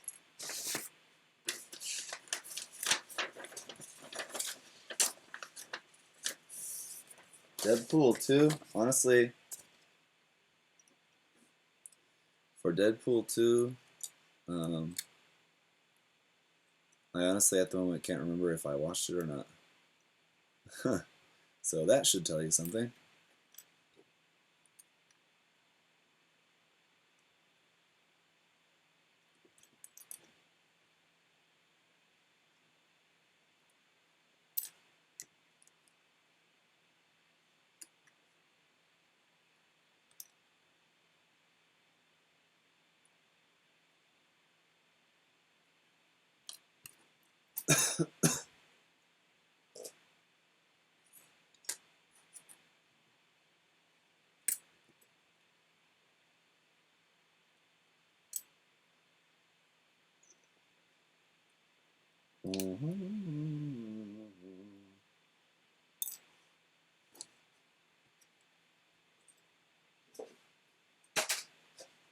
Two here, now I have this.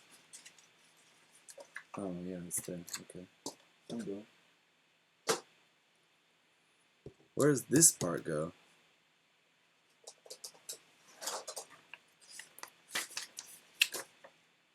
This random leftover part, which seems like it should be part of one of the guns. Really quick in the chat, where does this part go? I have left over here and it doesn't seem to go anywhere.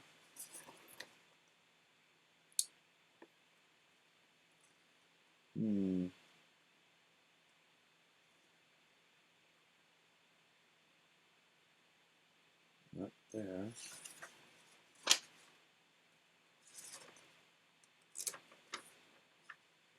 Under side skirt or something?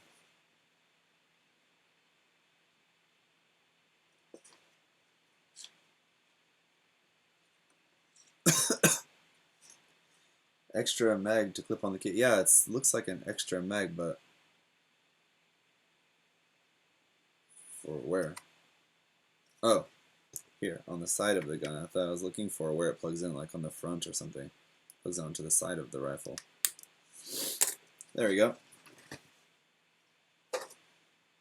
And there we are. Oh, let's plug these in here. So we got two like this. They're not really clipped in there very tight.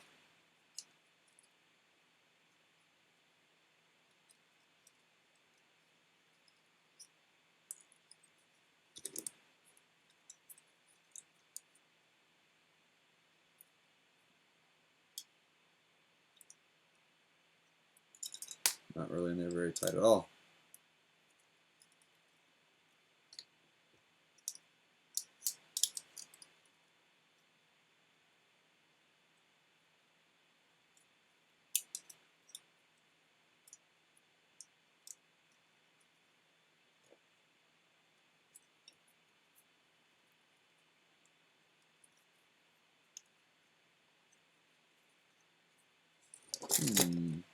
Okay. Ah. And it can plug onto the side of the arm with this one here. Ouch.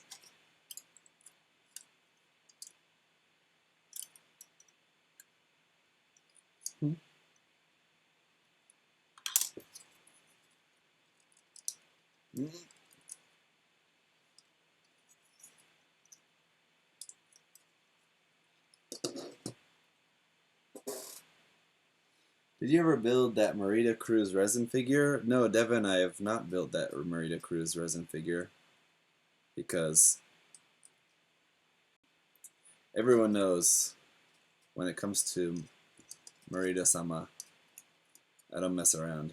And I'm not trying to do a half-assed job on that figure, so I'm trying to get a couple of other resin figure builds under my belt first before I do Marita, because I know I've personally advised against this sentiment in the past, so it sounds kind of hypocritical, but resin figures are a little bit different story from Gundam kits. Like, I'm sure I've said this before to people who are kind of like nervous about wanting to get into airbrushing or something, because they're like, oh, I want to try airbrushing, but I don't want to, like, I'm nervous to ruin my kit or something like that. But if you're talking about ruining an HG, that's like 10, 15, 20 bucks down the drain if you completely ruin it, which is not very likely.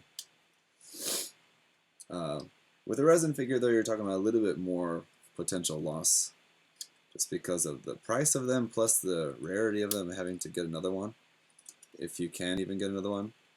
That said, you're not likely to ruin it either. Even if your paint job comes out bad, you can always strip the paint and start again.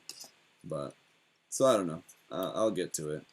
It is definitely something, of course, that I want to build in. So I'll get to that. So anyway, here's the doggies.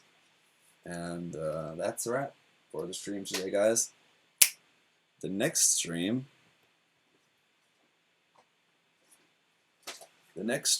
probably Monday night.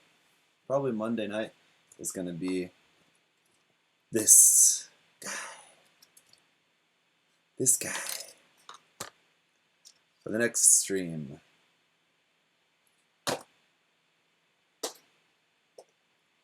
Yes, probably Monday, let's say. Monday. Monday. With that, if you guys have any last questions you want to throw in there, throw them now. Otherwise, let me go in peace so I can edit the video of the Tristan and you guys can watch that video tomorrow. Do a double review? Yeah, I might just do a double review of the two of those kits together because it seems like it would make sense.